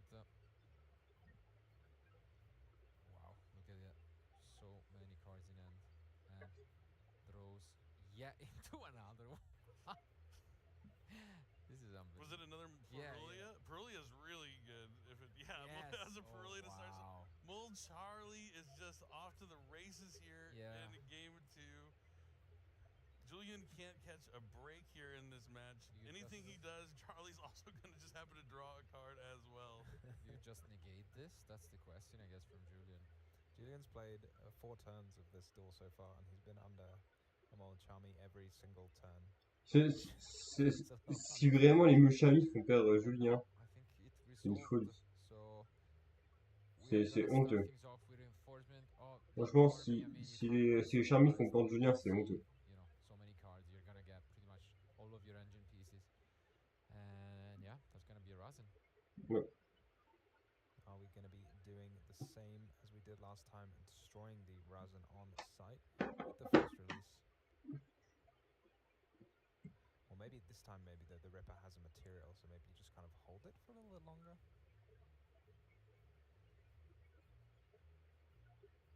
Let's see. It's gonna be normal summon in the same column as that Ripper. And same exact thing as game 1. We've played this game before. Yeah. But you have to think though, if this was the plan, why wouldn't you just negate the Purulia? Yep. Just get the value and Ouais. I was also thinking. Pourquoi il a encore fait celle-là, voilà, qui rank up. Ouais, elle est bien la carte, hein. Il est fine, hein. Julian has done this plenty of times before, and he's just gonna try to hang in there. Charlie just seems like he has so much available to him. I can say, that Charlie pourrait se permettre de la lose, hein. Even more. Celle-là. Ce duel-là, il pourrait se permettre de lose. That's always a worrying sign when you're trying to get something. It's maybe not the best. You think, does that mean you have all the good cards already in your hand? Absolutely. Is there already a Holy Sue? Yeah. There goes the heavy burger, maybe into Medlov. And I don't even think there's any interaction in Julian's hand. I think it's full on engine. Maybe, you know, of course you can use some canines if they are there, if Izuna in particular and Lupis are there, but yeah, you're just gonna werewolf.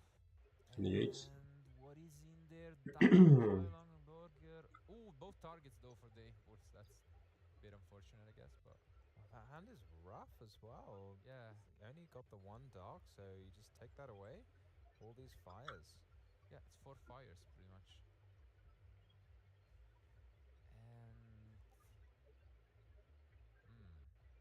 And if you just pop this on site, does it not?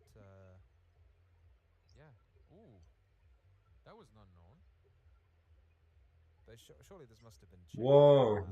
Il monte 3. There's no way you wait because now the Mad Love can reveal something. La TF pour monter 3, c'est fort. Oh, but there's no dogs to reveal. Okay. Yeah, it doesn't matter. Wow. What a turn of events, yeah. I mean, we saw this coming. We kind of saw how game 1 played out, and it's playing out here very similar to game number 2. I think we are done, because what can you even do? Do you have any? Like, we have, what was it, double giant long impulse and the other... Yeah, it's a pass. Well, the burger comes back in the hand at least. Yeah, yeah. The hand was just so much wonkier for Charlie. La polissure. Like 4 fires. Wow. So in the end, Julian this time around manages to stop Charlie, even though the 3 Mulcharmies were still there for the former champion, and now he knows he's pretty much not really fearing anything. Like, there is only the impulse, and it can only summon from deck, so that's it. Yeah, it actually does look like Julian is going to take this game. Maybe Charlie's going to consider conceding, and yeah, he's picking it up right now, throwing in the flag, and we're going Ouais, ok, ça marche. Vas-y, il faut la concède. La concéder à 22 minutes, ça va, c'est moitié du temps quasiment. He's not winning that game, might as well save it and not risk a double loss. But congrats to Julien. He somehow hang in there. I mean, I can't feel out. You just faced 6 Mulcharmies in a couple of turns, and somehow you're still there. Il n'est pas bête, hein. Maybe you want to return the favor now that you are going second for the first time in this match. Yeah, we'll have to see how many Mulcharmies. Il est pas bête, hein. Out. Very smart of him not to give Le fait d'échanger ta carte vite fait en Ice Strike, c'est fort. Mulcharmy could have summoned a couple of times. Il est broken, non? He could have summoned with the rock, he could have summoned with the trap, but he decided not to. Just say, okay, your hand, it's got nothing in it now once I take away the critical piece, so that's going to be that. No, absolutely. And now we're going to see what happens when Charlie goes first. Yeah. He needs to not be Mulcharmy. I was about to say, he can still draw Perulia, just kind of hedge his bets there, but he doesn't want to draw as many as he's been drawing here in game number 3. No, definitely. Charlie is not really the thing to do when you go first, and he might just take out... C'est plus les Mulcharmies, c'est les Mulcharmies, là. It's always interesting to see how La bonne blague. approach the side deck for going, first, especially in the mirror match, I feel like. We've seen cards like...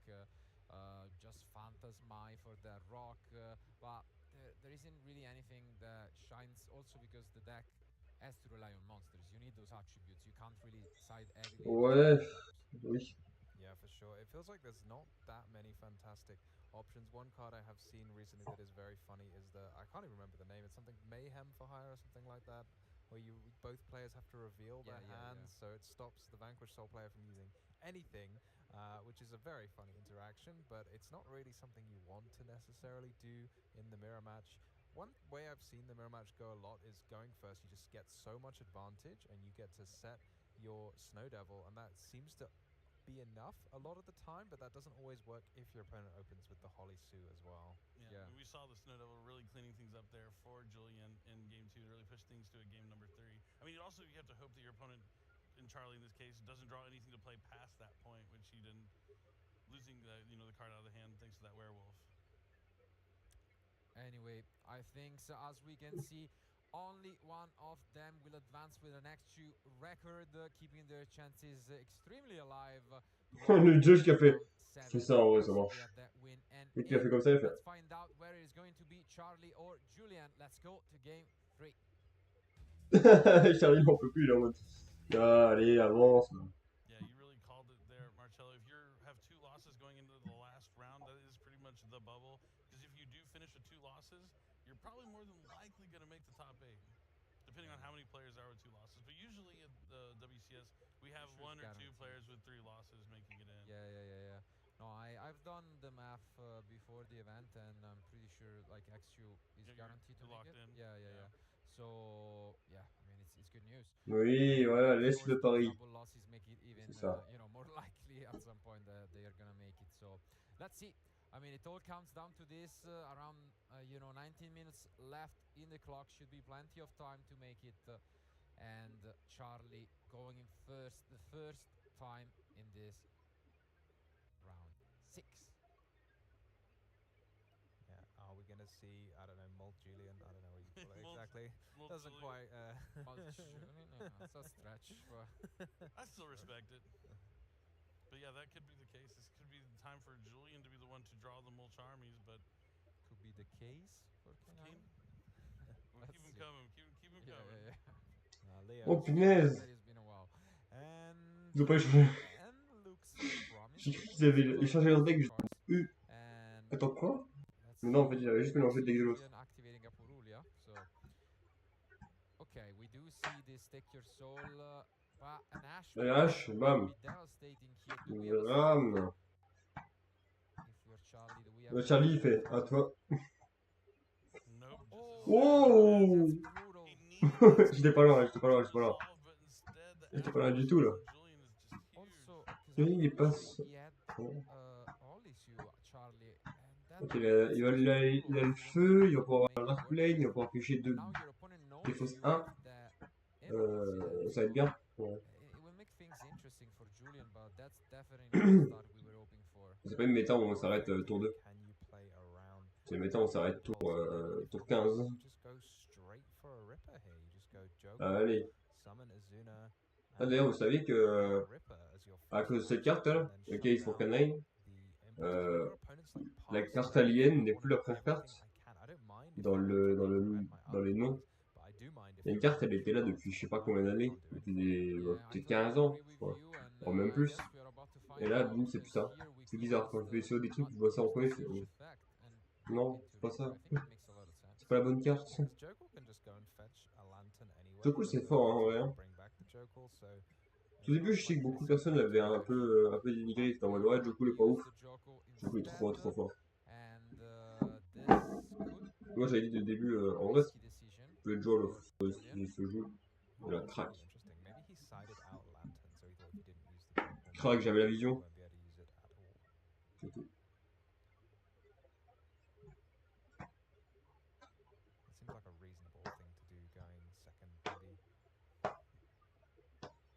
Yeah, this means that Charlie is gonna now access 2 fresh new cards as well as then discarding one to the graveyard. But moi, si là, le duel là, genre Julien fait une énorme différence. Pas niveau 5? Pas de rang 5? It's kind of tough drawing from that side. Yeah. Gotta be careful. And now looks like he's thinking. Yeah, he needs to discard one, no? He's gonna discard another impulse. That's an easy choice. Ok. But as mentioned, now we can go into Reaper right away to just make things a bit easier. Ah non, ok, c'est l'effet de Fire Attacker. Okay. Mais c'est bien, j'étais en mode, putain, comment ça c'est qu'il fait pas de 10-5 l'autre? Pas normal.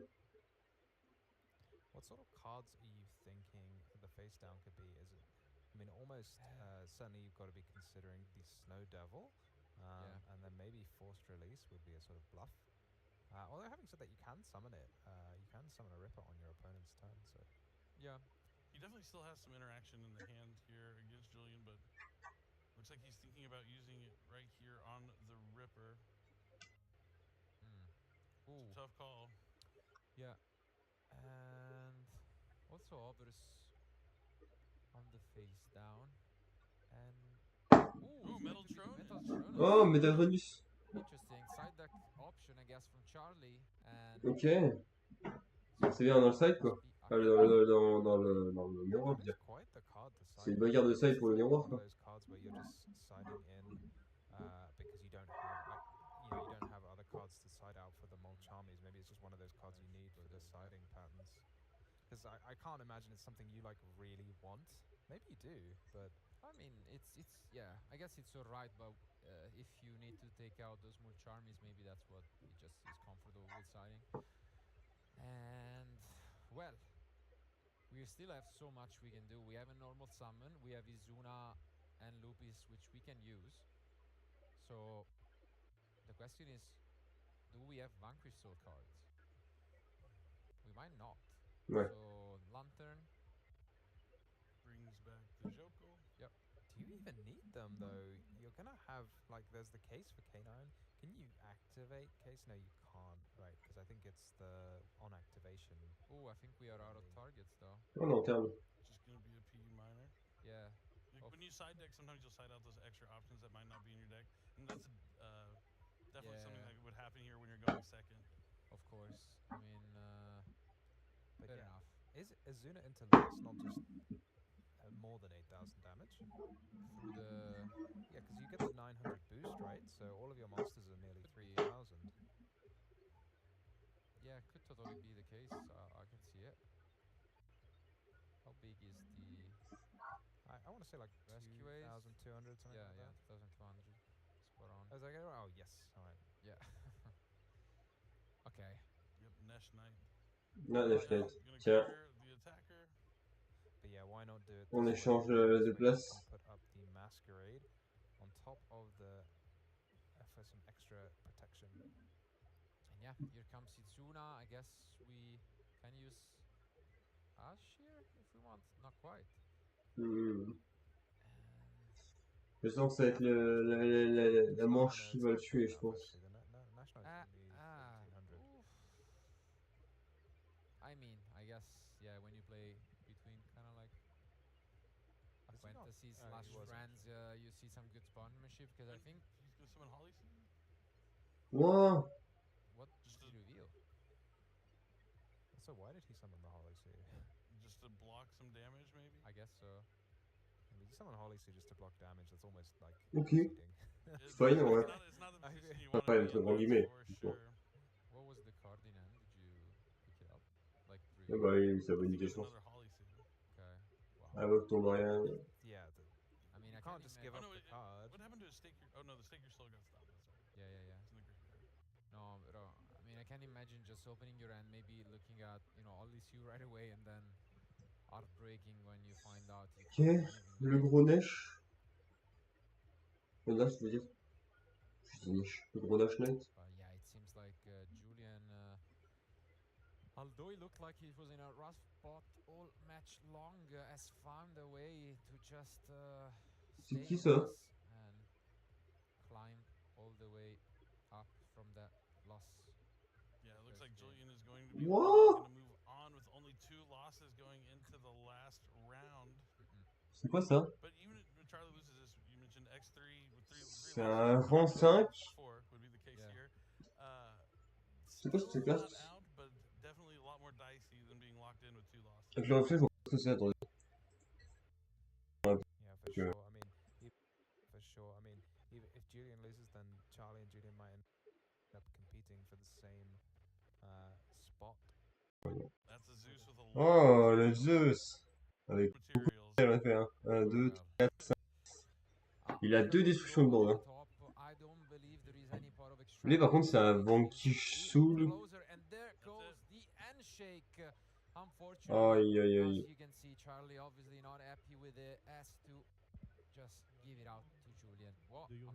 GG, Julien. Yeah, here we go. We're seeing the different kind of lineups of the deck. We see Charlie playing those Rescue Ace monsters, and Julian, it looked like playing a bit more of a heavier K9 engine. So if you were going to enter the tournament, do you think you'd... Ouais, Julien utilisait beaucoup plus de canine que... Allez. Guettez-le là. Julien là.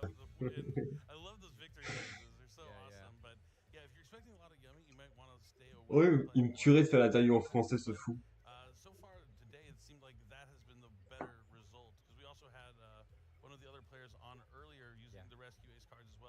Comme ça, on peut tailler tout le monde et personne ne le sait.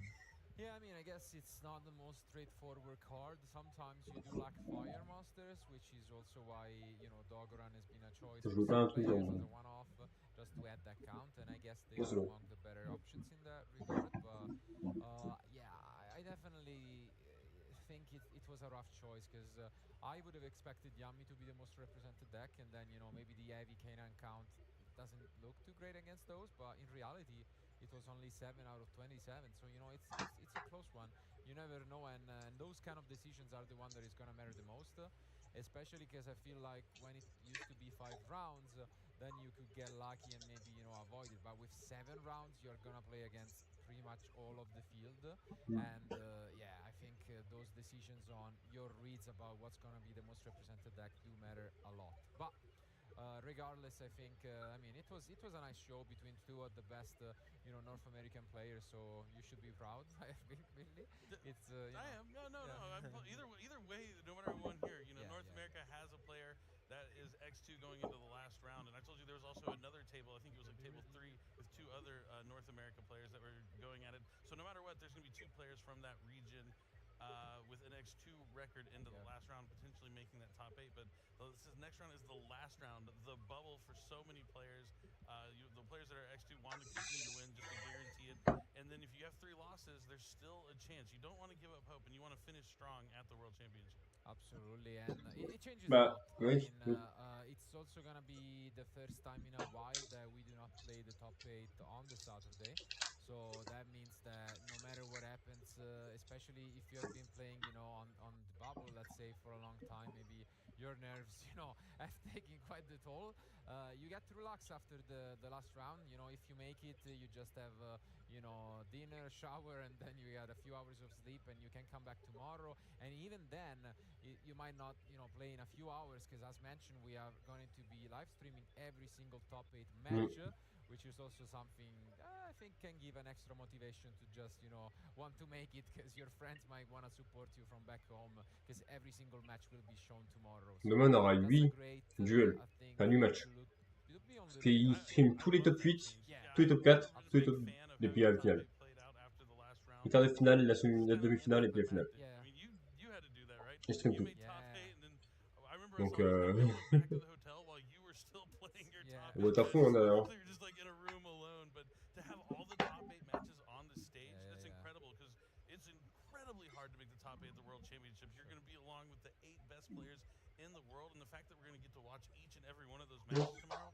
is absolutely incredible. I mean, it's special also because I feel like you never know who is going to take it at the end. And so the fact that we'll be able to follow through the World Champion full matches Yep. is important. Je change You de know, téléphone you want to see how they pour le made chat. it there, and if they got lucky, if they got, you know, to have some battles or like their opponent bricked or whatever happened. I think it's a nice story, even for them, to be fair, to be like years after they've won. This is how I've become, you know. It's something you want to show your grandchildren one day. So it's a nice little story. So I mean, Come over here, Johnny.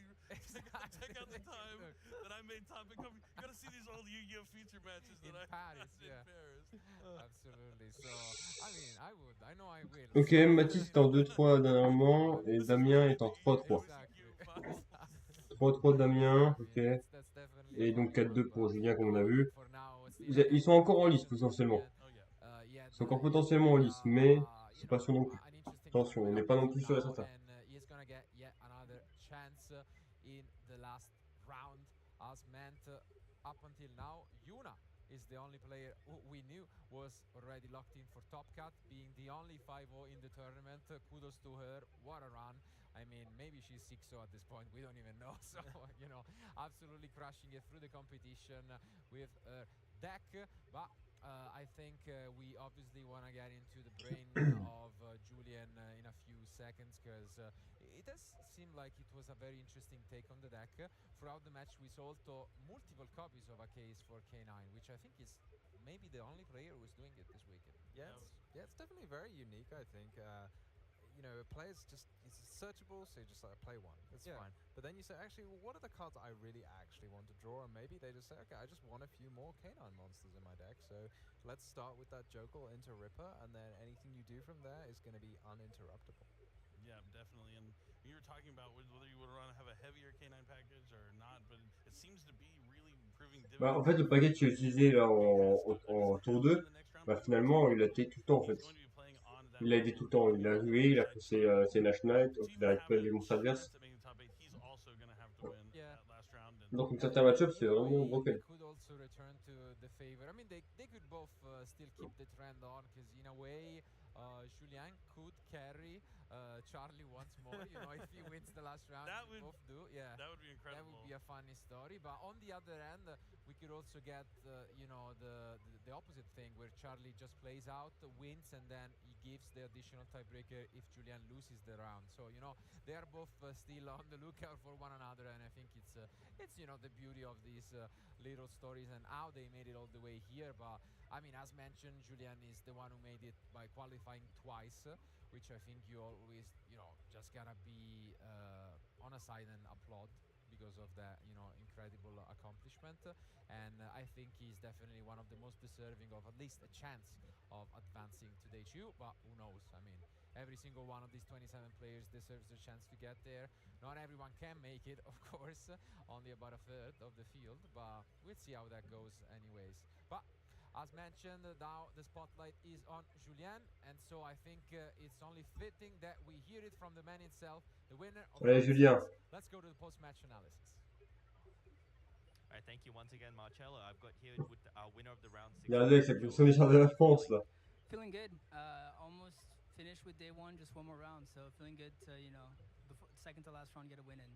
Right. And why do you think VSK9 is the best deck for this event? I just think that if I go first, okay, what I'm gonna say is gonna contradict what happened on stream, but when I go first, I should never lose. But to be fair, I misplayed crazy and I got hit by 3 Moltramis, so those 2 things combined. I did want to ask about that. So obviously you got hit by not 1, not 2, but 3 Moltramis, both game 1s and game 2. What's your thought process on navigating those hands? Like you had a different approach both games. One where you went a bit more aggressive and one where you went a bit more. J'ai pas eu Memento dans le tournoi. Il a pété mon crâne d'ailleurs. So game 1, my game plan was to just set up the Ripper. It's like as game 1 I wanted to set up Ripper and Trap, right? That's also what I wanted to do game 2, but game 2 I hard opened the Trap. So I just needed to get the attributes to my hand. I didn't actually need to, go through all the Vanquishal cards. Also, game 1 I ashed a Moltrami, so I was only actually under 1, whereas game 2 I was under Perulia and Fuwa, so no matter where I summoned from, I had to give him draws. Yeah, and we'll take a look at game 2, a clip where you used your werewolf effect to take a look at his hand when you were resolving a card. At this point, how confident were you that the match was over? What was your thought process? 100%. So here, he went Stake Your Soul for Borger, right? Yeah. Sorry, Reveal Borger. So he's getting Mad Love. He has no other lines of play because he can't even summon his Jiaolong from the hand because he can't reveal for the Mad Love. So all I have to do is pop the Mad Love. The field spell will never be able to target anything. I have to just not summon off my trap, not give him a draw, not give him a chance, and then I win 100%. That's why I hit the Dark. If I don't hit the Dark, he can go reveal Dark, lower my guy's defense, and then summon Jiaolong and go crazy from there. Exactly, and that's what the casters picked up. By locking him from his Dark Monster, he doesn't really have any further plays. Our second clip is from game 3. You only had an Ash Blossom as a form of interaction in this game. Tell me the thoughts in your process. Were you like, it's so over? Or... Ash and a prayer. So the thing, when you start Stake Your Soul Reveal Fire like that, it means 2 things. It means his hand is the nuts, like the best hand possible. That usually if you have K9 cards and Vanquishal cards, you will bait with your Vanquishal cards if you have more ways to Vanquishal later. But I'm like, I have to Ash this, otherwise I just lose. So I Ash it and it went through. As well, only hand trap. Sorry. There was no other play for me. Yeah, and we'll roll the third clip while we have a chat. So the third clip is essentially the last turn of the match where you're just closing off the game. I just want to ask, you've obviously played for a year. Everyone else who's been on stream as well, I played 5-10 years. With being relatively inexperienced, what advice could you give other people who are aspiring to be here? Honestly, all I can say is put in the work. That's honestly the best thing to do. I play a lot of Yu-Gi-Oh, and that's how I just keep getting better.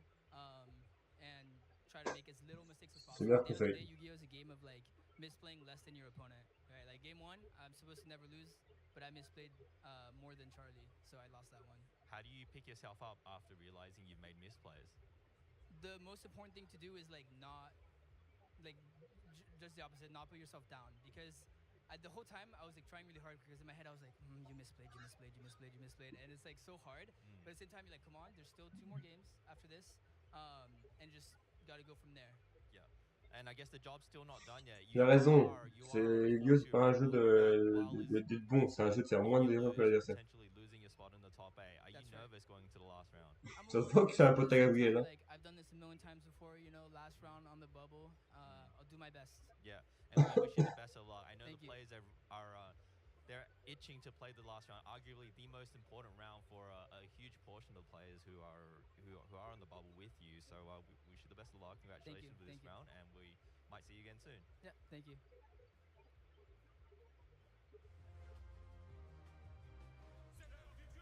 Ouais, du coup, 7 minutes de flux. Ouais, ça va, non? Donc, non, on va aller faire ça là. Oh là là!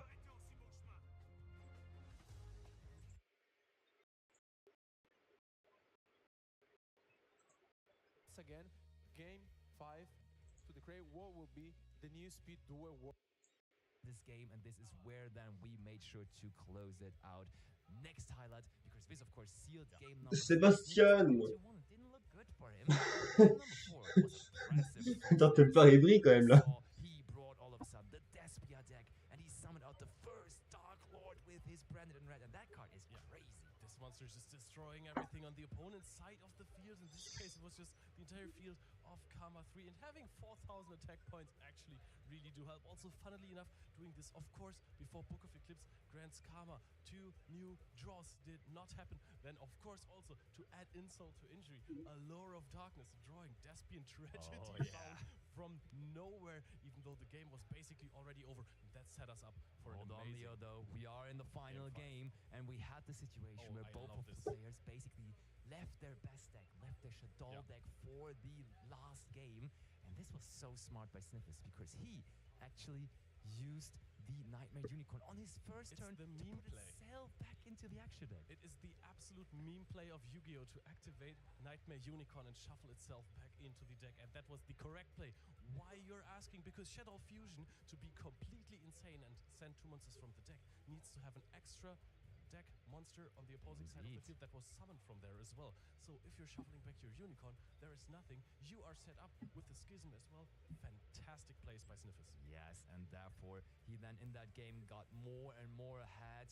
And there we also see how he really then in the end had all of those strong monsters on the field. Life points already really reduced on the side of Karma 3. We go for El Shaddol winner, basically as the finishing king, and you can see it. He's already praying. Look into Sniffus face cam there. He knows it's over. This is just a Shaddol dragon. Doesn't really matter. We're attacking for game, and that is our new and deserved world champion of the Speed Duel Speed Duel Links category. There we have them, basically showing the emotion to the world. Incredible. One of the 2 brothers that entered the tournament in different games actually managed to pull it off and took the win to Germany.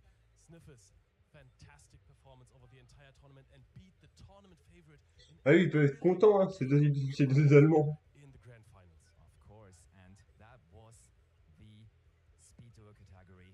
Of course, we have one very important match remaining for the day. Still, the Master Duel finals are left, so don't go anywhere, as the Master Duel finals will be the next thing on the menu, and we will see you back live shortly after.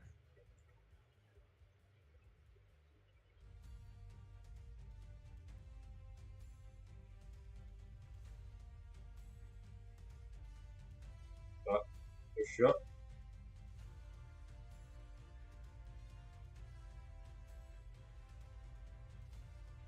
Non, Jessie.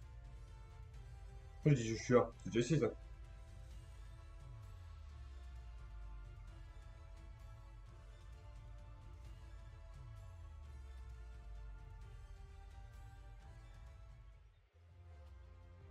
Ah.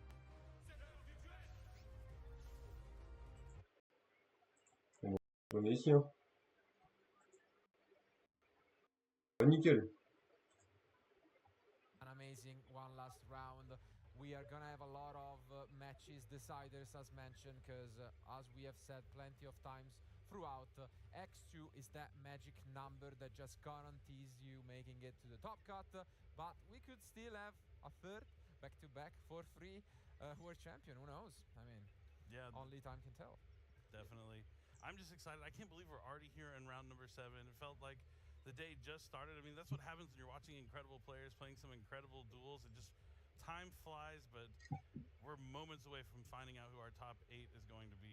Yeah, but we still have a few players kind of locked in already. A couple of Europeans. Yeah. Me and Marcello can be. Shout out to you. Let's go, guys. Indeed. I mean, yeah, absolutely proud of what our duelists are accomplishing.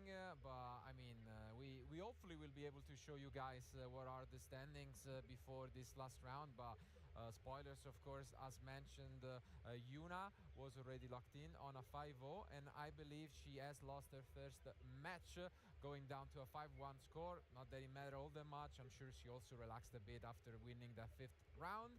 But both, as you've mentioned, Tom, the Europeans in contention, Rosalie and Tom, made it to a 5 winning record as well. So with a 5-1 score, they are both locked in. And here is Rosalie on table 1, as you can see here, for the last round. Unbelievable performance. Oui, le meilleur c'est Rosal et puis. Yet what deck she's on, and I'm not gonna do it yet. Hopefully, I mean, we're guaranteed to seeing her tomorrow, so we'll see what she has in store for us. But on the other hand, Tom has made Lunalight in top 8. That's incredible. If you'd have told me before the tournament, I would have been like, that sounds awesome, but I don't believe you, because, I mean, I've been playing, maybe I'm doing something wrong. It can be tough, but it's all about the right meta reads, right? If you're not expecting a lot of draw and lock birds and stuff like that, and you can potentially catch people off guard because they're so focused on those Justice Hunters deck and stuff like Malice, then you kind of just sneak right in there with Lunalights, and that's what happened to seem to be the case here this weekend. Absolutely. But on the other hand, speaking of interesting decks, I can tell you guys that also Dino managed to advance to an X2 record, so he will play it out for a top cut spot with that White Forest deck all the way, you know, to the last round of Swiss, where he will be playing against Shane, Tai, and his Vanquish All Canine deck. But that will be the backup future match for this round. Instead, we'll go see Willie. Willie! Any of you got to the NAWCQ? He was a fan favorite. People loved him. The crowd cheered. Attends, lui, il fait Wilfrey? Ok, alors ça donne quoi? Lunalight 15. Oh. Il faut qu'il la gagne. Hein. Il veut au moins espérer top 8. Hein. Parce qu'il y en a combien? Il y en a 4, 5. Il y en a 4, 5. 5 qui peuvent se faire virer en fait. Oh, les 3. Donc Tom, Rosel et Yuna sont sur les 3 premiers.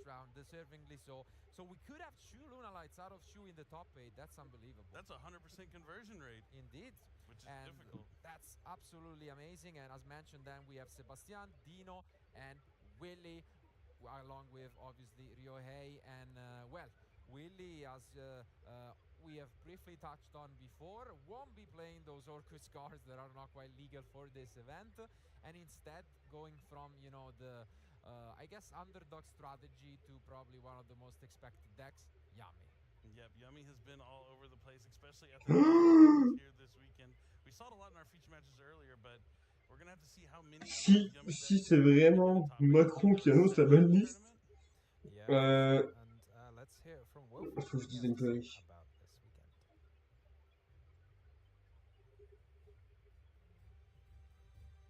Ah, Wilfrey. Ah, il s'est coupé les cheveux. Bref, si c'est vraiment Macron qui annonce la banliste Yu-Gi-Oh, je m'engage l'année prochaine à participer au championnat de France en faisant une grosse session entraînement tous les jours, à stream tous les jours et à ne poser que sur ça pendant un mois juste avant. Voilà.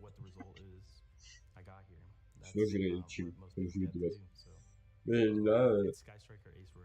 I like her art more than Ray, and her effect isn't as good, but the art's is better, in my opinion. Okay. Croissants. Croissants. Even have to think about it. It's croissant. Yeah, are you kidding me? You know, maybe we need to croissant. maybe we need to give them like an actual test, like bring them a presentation of both to try them and then make an accurate, decision. Maybe have the best croissant in both macarons. Production, if tomorrow you Ah oui, want to make some for donc us, Just le like bout, il I voulait que, will do it for il voulait que sure. les gens Yeah, we fassent might une have petite to dégustation settle this du one. meilleur macaron français, Yeah, le meilleur just croissant close français. your eyes just so it's Ouais, fun. c'est vrai, ça se faisait en vrai. I'm sure I wouldn't be able to. Il y a des très bons boulangers, enfin des très bons pâtissiers Yeah, à now Paris. I think it's time to see if the streak continues because we're down to the last interview. Are we gonna get the one macaron? Let's hear it from Johannes. Johannes. Qui es-tu, quoi? My name is Johannes Bauer. I'm from Germany, from the Bavaria region, and I've been playing since 2020, so 5 years. I finished top 4 at Euros. I'm looking forward to meeting people from all around the world I've been talking to online and just having fun. My ace monster is Bestial Magnamut. I just really like the value it provides and the disruption in the back and forth gameplay. I've never tried a macaron, so I would have to say I prefer the croissant. Okay, that one's by default. That one doesn't count. If you haven't tried them both, you can't have an accurate pick, but still croissant. Yeah, absolutely. I mean, anyways, as mentioned, guys, it's an amazing match for sure. What an incredible story on the one Un hand, Allemand of course, contre un we have Floridien. an AWCQ winner on Un the other Floridien. and the possibility of having two Je sais other pas, Lunalights Floride. in the top 8 after starting off rough today for Johannes. I think it's gonna be an incredible matchup, and on the one hand, I might be worried for Willy Pas du bruit because récemment. I believe that has been one of the matchups that talking to these Lunalight players they prepared for. They brought this deck because they thought Yami was gonna be the most represented deck. All right, here we go. The final round of Swiss. The winner of this will lock their spot in top 8 at the Yu-Gi-Oh! World Championship here in Paris, France.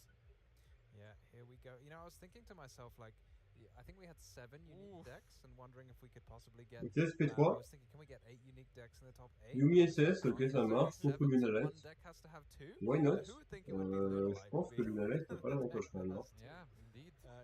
Plutôt, ce sera l'avantage de celui qui va commencer.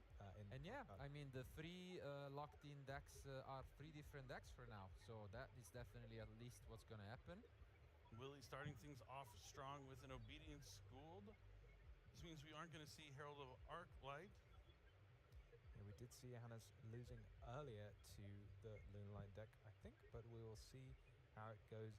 Again, we did see Tom's deck, and I get the feeling that they may have prepared together, Tom and Johannes, so maybe their decks will be similar. So maybe we'll see those similar kinds of cards like Dark Ruler, Book of Eclipse, and Called by the Grave as his strategy going second. All right, going to go into Yummy Snatchy and then Synchro Summon for Yummy Cupsy Way. Cupsy Yummy Way, rather. Going to add Lollipo and Cupsy, and going to send that Lollipo to the graveyard. Yeah, this is one of the most powerful cards that I've read in a long time, because you Synchro, just search 2 and then discard 1, because when you think, oh, discard 1, search 2, you should probably, it'd be more fair if you had to discard 1 first, right? You'd think that's kind of the way it should go, but no, search 2, discard 1, so if you don't need any more Yummy cards, it's fine, you can just... Faut les valer sur un combo de base, hein. Whereas if you have extra cards in your hand, maybe like a Fool Loss or something, you don't need it, you can just discard that. So you've got so many options with this card. Get some extra Yummies in the grave, or get rid of some cards in your hand that aren't so helpful. Certainly, and looks like Lollipo Yummy Way is coming out next, bringing back 2 Yummy monsters from the graveyard. And then they're going right back, but for the Starham. Oh, interesting take, yeah. But I mean, I guess you have to do it when you open Obedience School, yeah? Yep. Exactly right. So gonna make a Synchro monster, and then make the monster brought back a tuner, which gives you a 1 and a 3, which you can then use on your opponent's turn. Even though you can't start their turn with the Herald, you can make one pretty sharpish. And oh gosh, is that 3 face downs as well? Wow, what an opener this is. And I mean, I must assume that on the last round of Swiss, you know what you're up against, right? Like, I would be shocked if they didn't know. So it could be interesting that, Willie just tries and opens. like this against the Lunalight deck. Will it be enough? Let's find out. And will we see some, field breaking J'en suis defense goûté à la merde, les gars. as we did for... Je l'ai noté sous Twitter. Ooh, this is huge. Heavy polymerization is great going second. It's an easy way to summon one of your fusion monsters from the extra deck. It lets you fusion summon using monster in your extra deck that has a fusion material of an extra deck monster. It costs a lot of life points because you're going to take, I believe, like their attack points is damage to your life points, but it's a good way to get out your Lunalight fusions fast. This is incredible. Alors voilà, on a la liste. On l'avait déjà, mais Adicia qui. Wow, Adicia, non. Ah, Matisse, non, Matisse, c'est fini. Matisse, c'est fini, il pourra pas gagner. Mais tous ceux qui sont. Donc Charlie, Isaiah, Lorenzo, Damien, Gérald, Monaco, Felipe, Akihiro. Akihiron. Les mecs jouent pas en même temps. Les 8 là, s'ils font un résultat, ils vont potentiellement une chance d'y aller. Mais il faut qu'il y ait un qui tape. There might not be anything in the Yummy deck that's going to be able to deal with this Liger Dancer. Indeed. I mean, you can always attack it with... with what? Huh? Well, if you... Oh, you get big enough? Yeah, they don't even big enough, I don't. Bon, là, en l'occurrence, un peu complexe quand même pour le joueur Yumi. 2500 boost. But maybe no, if you put one in the actual monster zone, it's that 3000. Maybe you can, but still, then the field's gonna get wiped. Yeah, it is definitely tough for the Yummy deck to out the Liger Dancer. And following up with the triple tactics thrust, it's gonna be changed. J'ai adoré comment ils ont changé le nom du deck de Wilfredo en Tsum Tsum. De base, il s'appelait Yumi Striker. Et là, ils l'ont appelé Yumi. En mode, je l'ai pas vu. Maybe the Yummy deck can just sit there and just keep summoning monsters, putting them in the way. It's a tough thing to do for sure, but maybe that has to be the plan. And in the meantime, I can inform you guys, we have had a super fast game 1 in the backup future match, and Dino took it, so he's only 1 game away from claiming a spot in the top 8 with that White Forest deck. Wow. That's incredible to hear.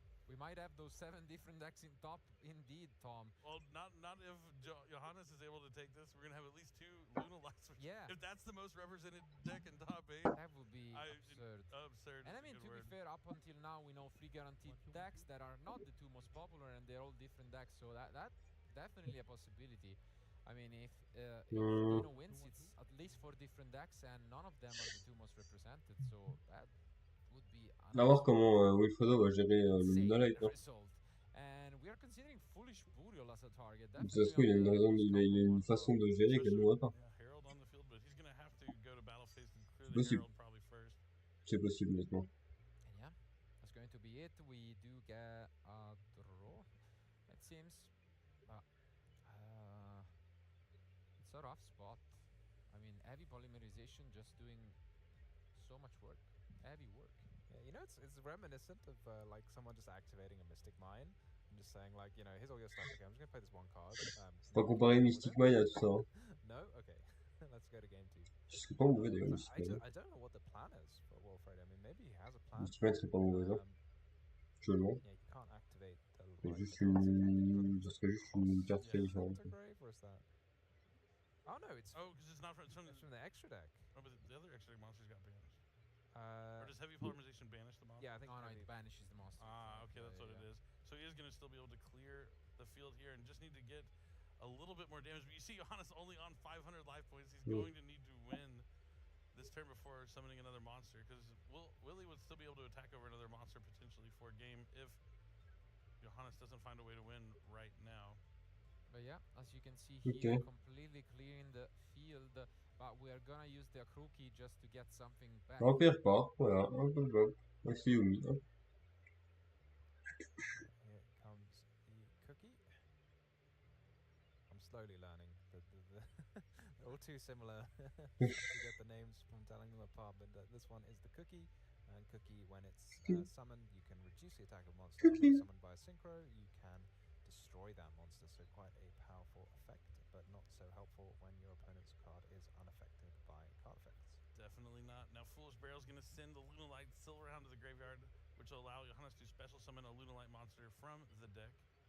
Willie still has Yummy Surprise face down. You gotta do something though, maybe, because once you get a Lunalight Fusion with the Silverhound engraved, then the Yummy Surprise can be negated. So maybe this is the plan now, just use it earlier rather than later.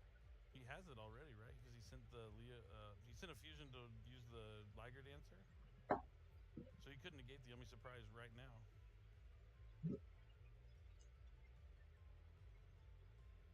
Does Yummy Surprise say use each effect once per turn or activate each Ah, effect? 500 points de vie. We have to pull that one up. I'm gonna go with use, but that's a hunch rather than a no. On est sûr qu'il reste 500 points de vie là? On a quand même perdu bien beaucoup quand même. Hein? Activate. Oh, it's activate. So if you negate the activation. Well, but you can only use each effect of Yummy Surprise once. You can only activate one Yummy Surprise, but use each effect. But the activate. No, you can là, boule de feu, 500 points de vie, visu. Activate one of these effects, Oh. but you can only use each effect once per turn. Yeah. So he's going to save it and negate the infinite impermanence, it looks like.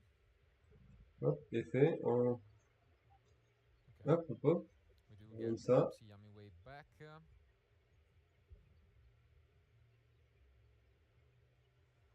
J'aurais dû inventer un Yumi qui dit ton adversaire, choisis deux monstres de nerfs cachés. Mais à ce moment-là, en fait, tu peux pas choisir. Donc, du coup, tu fais les deux. Et même l'autre, parce que du coup, il a affecté, parce que c'est un monstre, enfin, c'est le joueur qui l'affecte, pas une carte. Lui, il n'est pas affecté par les autres cartes. Gonna add the Kaleido Chick with the Leo. Now, Johannes has to send a card. He has 2 copies of Lunalight Perfume. That card is not once per turn. Sure, that is not once per turn. You can use as many of those as you like. Ouais, quand il y a les Woods I qui do me think Johannes is going to be able to take ça this va assez chez moi, game, parce que c'est en anglais. Willie's goal right now is to survive and then hopefully like attack over something or attack directly somehow, potentially, to navigate a way around the Liger Dancer. I like the different costs to activate effects because Willie's paid 100 for his.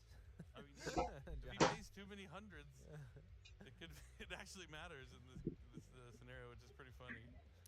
And yeah, we do get 2 monsters back with the Kapsi Yummy way. Okay. Oh, but we might have a response in cold. Oh, oui. C'est snatchy. Wow, what a hand going second. Heavy polymerization, called by the grave. And I think that it's devastating because we cannot access now the minion. Okay.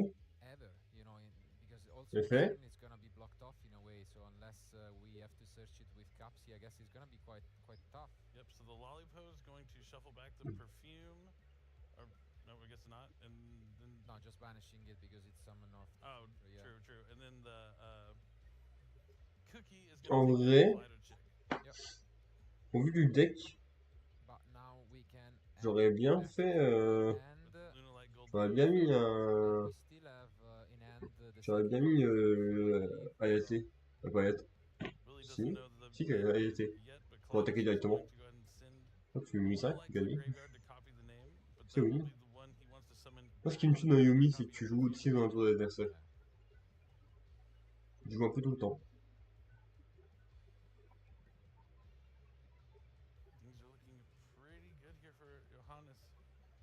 I really like to see that we got to see that heavy polymerization. I mean, it's a card that we've seen a lot of side decks for Lunalight, but opting to include it in the main deck here might be why Johannes is sitting in this position, potentially being able to make top 8. Indeed.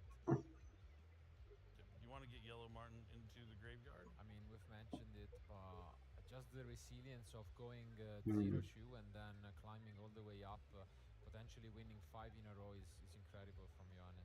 Ouais, en vrai, honnêtement, je sais même pas qui c'est qui est bien dans la gueule. Enfin, je sais pas qui c'est qui est le mieux en fait. Hein. En vrai, Johannes, il est pas si mal. Il est bien, mais... Et Wilfredo, il a de quoi faire pour faire des ici, faire des liens, des synchros, etc.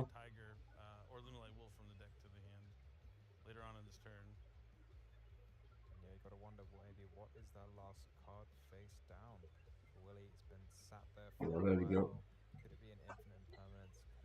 C'est une dinguerie.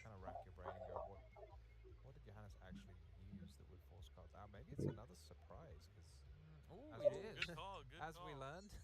You can Les use multiple je vais unitary for devoir sure. gérer ça. Hop. Just gonna try and return both of those monsters. Oh, but he targeted the dancer.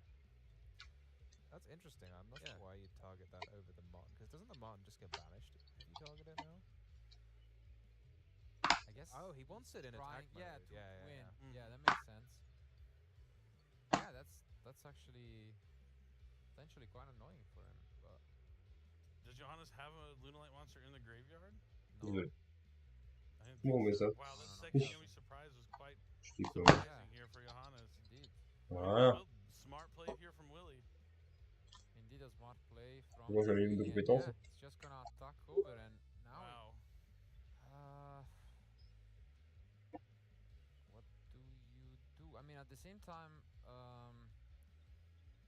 does Liger Dancer have? En vrai, t'as pas envie de laisser un terrain vide à Yumi, hein. Can you go into? Can you just link it off? Parce qu'encore une fois, Bring it back. Surely it has to be. si je joue la version avec, It's too powerful. si je joue la version avec notre, yeah, must be fusion avec sound. nos petits Sky Tracker, bah, franchement, I mean, he still has the Liger peut être Dance compliqué, effect hein. to kind of protect the Yellow Martin potentially. Peut être facile compliqué, hein. Yeah, but that's a super heads-up play, because I mean, is there a way? Oh, there's also the And it's a Link path. 2, which does 1500 damage. So even with the monster in play, maybe you just go into the Link 2 and that's that. I mean, do you just rip the Liger Dancer right here and hope that Willy doesn't have another way to get a monster on the field? There is the field spell, so you doesn't work. That's true. Like unless he's out of yummy monsters, he has to just count because he knows 3 are in the end. Maybe he's out. How many? 4? Oh, actually, it's kind of close. Never count 1, Willy out. 2, I learned that 3, at the 4. NAWCQ. Is it 5? 1, 2, 3, 4, 5, 6, 7, 8. There might be just the last one in deck. Or if he has 3 more in hand, it's actually over. Let's see.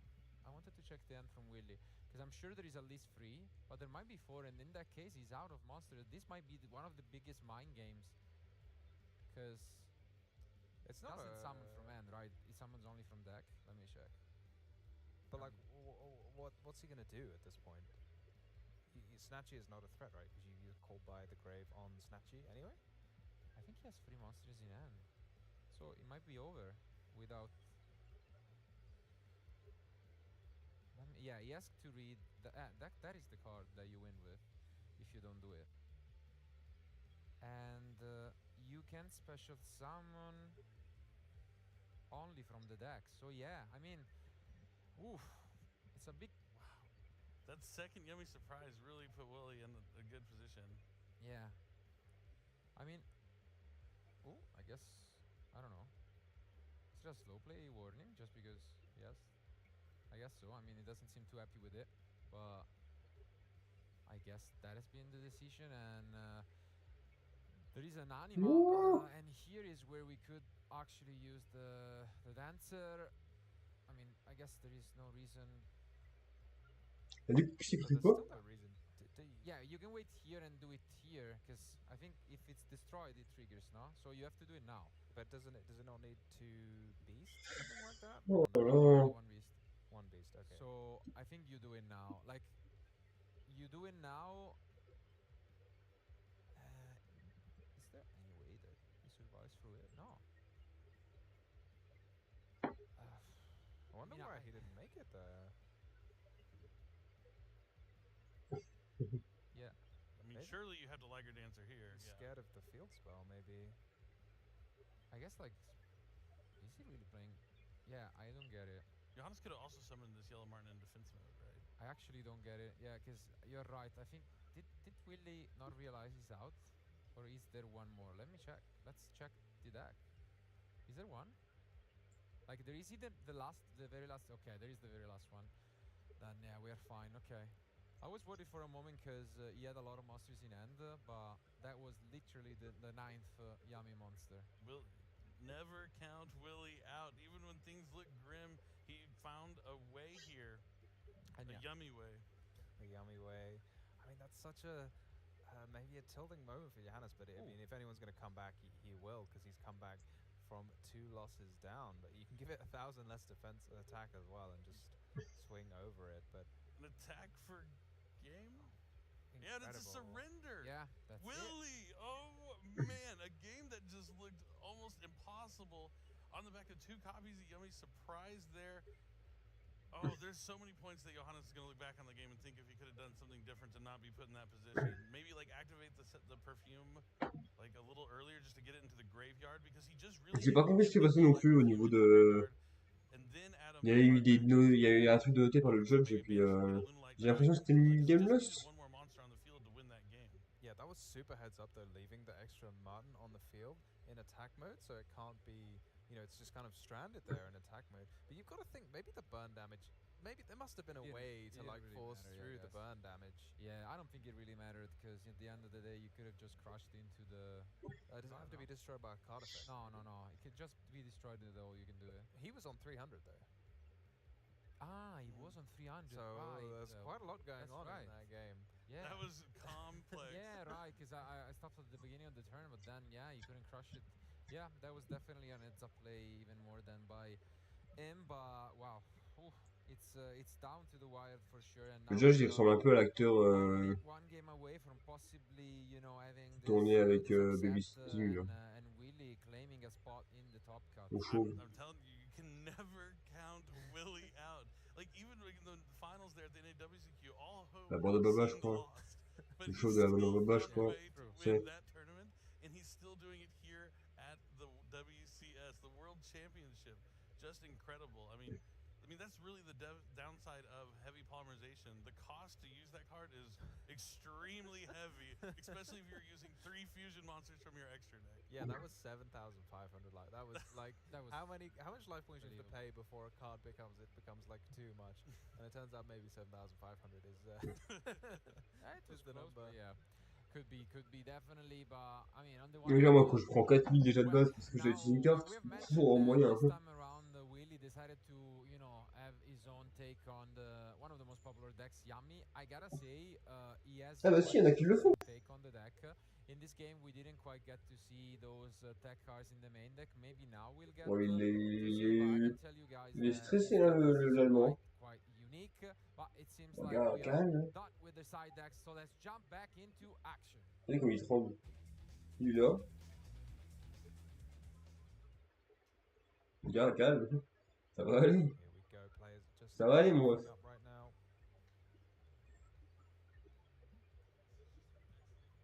Just an excellent way to finish the day for sure. Donc, Moonlight Yumi. Bon, je suis pas sûr. Hein. Je suis pas sûr sur le meilleur flow pour finir la journée. Non, j'aurais dit un truc un peu hostile. C'est sympa. Sur MD, je pense qu'il va y avoir des sacrés duels. Hein. De toute façon, finalement, on va aller regarder un saut duel après. Et dans 28 minutes, on regardera pas l'interview, c'est tout.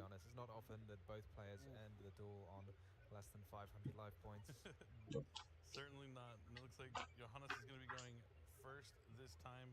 And he's got a lot of Luna Light cards. He's going to start with Fractal because that's the one that's going to play the least into something like Droll and Lockbird. Indeed. Tri-Brigade Fractal lets you send a Silver Hound to the graveyard, and now the Luna Light Silver Hound will special summon a Luna Light monster from the deck. Yep. In the meantime, I can inform you guys that in the backup future match, just to keep things more exciting, there has been a 1-1. So Shane won game 2, which means we are gonna go to a game 3 to decide who makes it even there. Let's see if Johannes can do the pourquoi on avait un same. fractal? Ah oui. Je me disais pourquoi on avait un fractal, mais oui, d'accord, il détruit dans son deck. C'est normal. On va de... When you see a handful of engine cards and your opponent hasn't hit you with either of the Perulia or the Foolash, you've got to be quite happy. Goes ahead and straight up adds the Lunalight Wolf to the hand.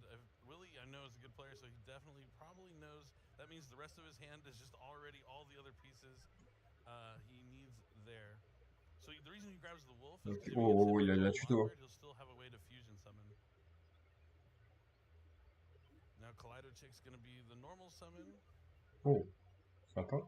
Going to send a Leo Dancer to the graveyard, really covering his bases in fear of Droll. Fire Formation. Tinky is up next. almost got all the materials to make the Liger Dancer right here, right, with the wolf and a bunch of Lunalights in the grave. Yeah, this is going to be an ideal board for Lunalight if he goes in uninterrupted. We'll probably see a couple of Liger Dancers and a Baguska, and potentially an SP Little Knight. Well, unfortunately for the fans of the Diabuild deck, I have to inform you that although Dino won game 1, he lost the following 2 games. It is Shane who won the backup future match and is now guaranteed a spot in the top 8.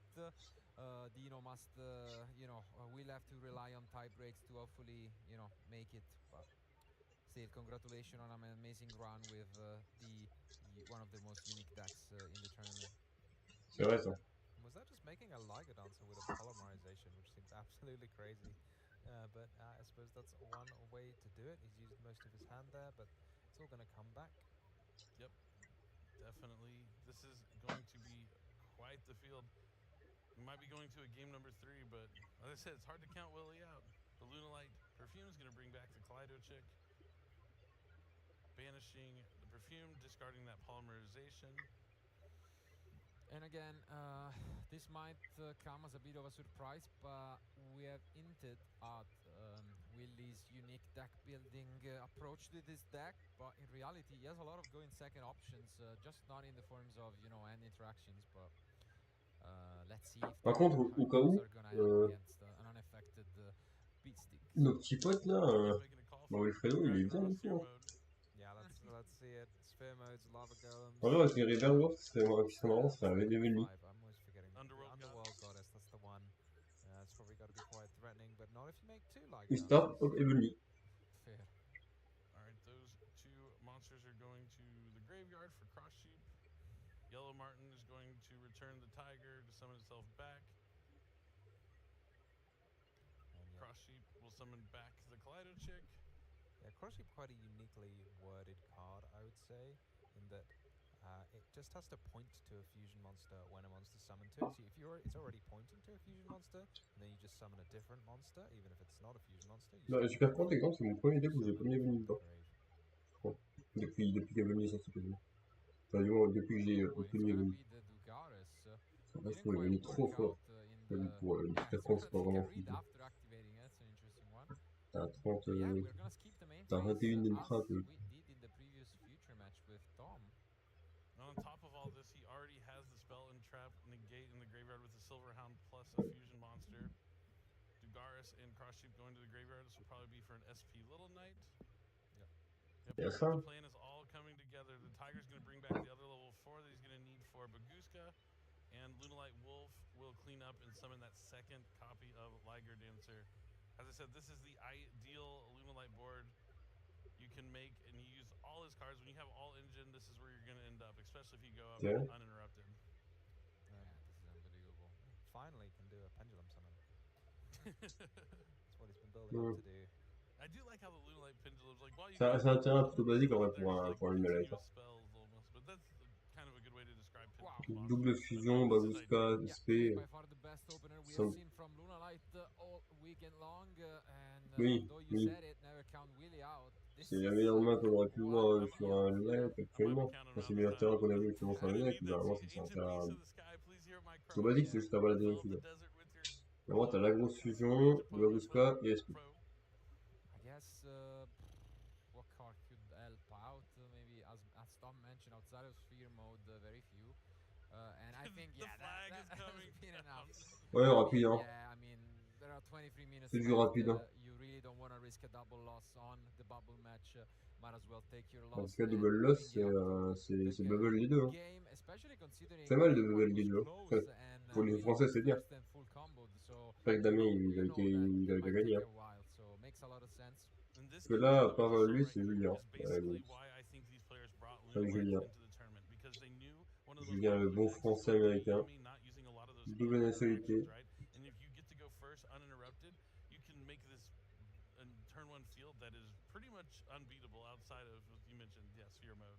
I reckon Willie's going to side in a couple of copies of Ceasefire and Just Desserts, just in case that heavy polymerization comes down again, Ouais, ok, il est cher l'allemand, il a dit, t'as une garde de ton extra ligue dans ton deck en fait. Je suis que tu l'as mis. Yu-Gi-Oh that Voilà. would be, but I'd be very surprised that was in his side deck, but I would be very here for it. Absolutely. I mean, probably not quite gonna be the case, but we have a lot of other options that obviously might be there. In terms of paying life points, he might be the one doing it this time around. We have seen a lot of Yummy players siding Solemn Judgment. Ça veut dire que demain ça va être trop fluide en fait les matchs. But I have also Il n'y aura pas une grosse attente comme là. duelist playing around with some interesting continuous trap card, you know, in the forms of you know, rivalry Gozen, mainly Demain on a des popcorn, hein. Demain on a des popcorn tout ça. Je suis encore un kilo et demi de popcorn. Hein. Against Lunalight, not quite sure. On va pouvoir bien manger. Trap card that might be in there is anti-spell fragrance, and that's a good one. Oh yeah, that would be devastating. Bon, super. Pourquoi ils n'ont pas le temps de différence hein? You really need to activate spell cards to get the Lunalight strategy going. Yeah, I'm wondering, like, when you say those rivalry Gozens, they're all dark monsters, right? And they're all beasts. Are they all winged beasts or beast? Well, they're kind of a mix, so maybe rivalry could do the trick. But we're gonna have to wait and see how that goes. Regardless, I think they both have a very similar approach with a lot of spell and, you know, going second card. So I'm pretty sure he should be uninterrupted setting up his combo.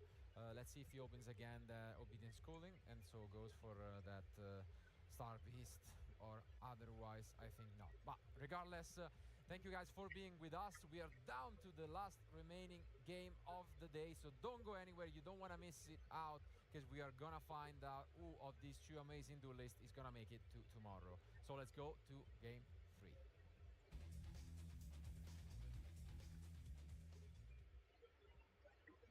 I'm wondering, I mean, I know I was joking about the ceasefire, but maybe you just end on the link 2, and then you check heavy polymerization, because if that's in the field, I dare you to do it. You can't do it anymore, right? Because you play the heavy polymerization, you pay almost all your life points, and now you've got this monster that if you destroy it, you lose the game. So yeah, that's two towers staring one another down. But you heard it here, free masterclass from Tom. There you go. This is how you beat Lunalight. Specifically how you beat heavy polymerization. I wouldn't really bank on Johannes running more than like... C'est ça, Yu-Gi-Oh! How many do we think? C'est un jeu où t'es face à un adversaire, tu connais l'idée dedans, tu te mords avec. Bah, bien sûr, t'as des adversaires un peu plus cons. Bien sûr, t'en as qui sont pas agréables. Mais pas le temps, c'est des gens comme ça.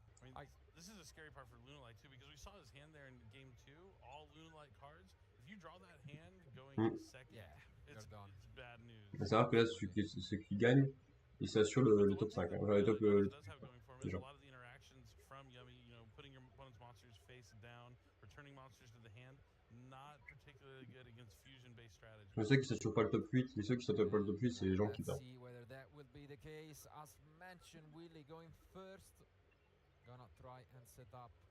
Parce que du coup, on va regarder ceux qui doivent compter, etc. pour voir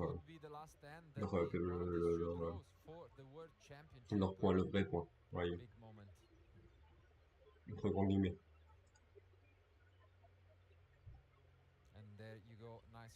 Ouais, Venez, il a fouté que les gens en bas de tableau. Bah, il sera pas au même niveau que ça se trouve d'un mec qui a fouté que tous les gens tout en haut.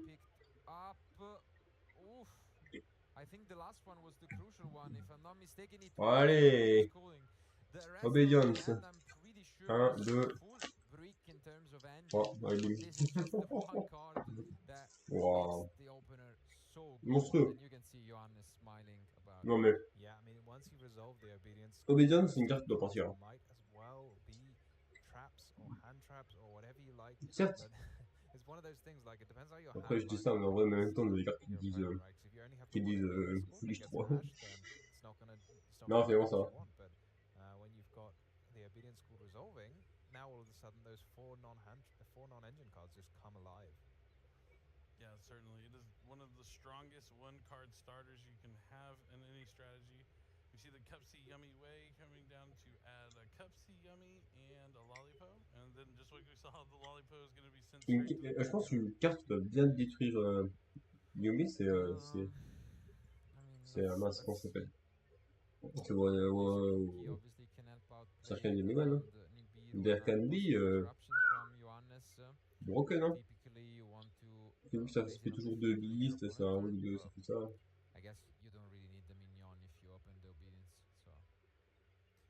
Par contre, exemple, du Rise, c'est pour ça que tu peux jouer, bah, c'est nul.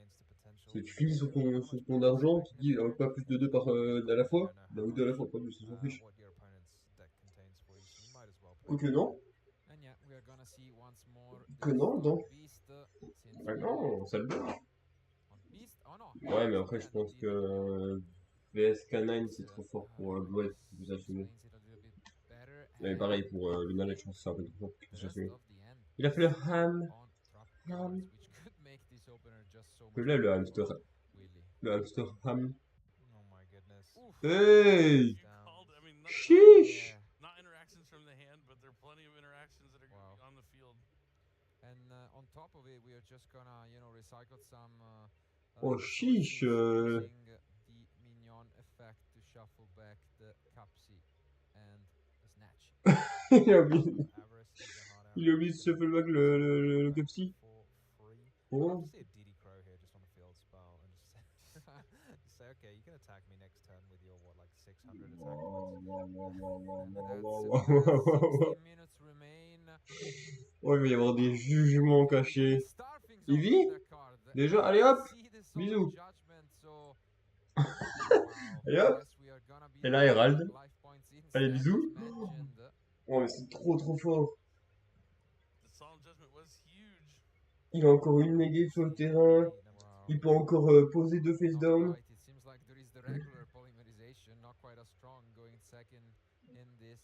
Oh là là là là! Tenki est fait. Purge, allez bim.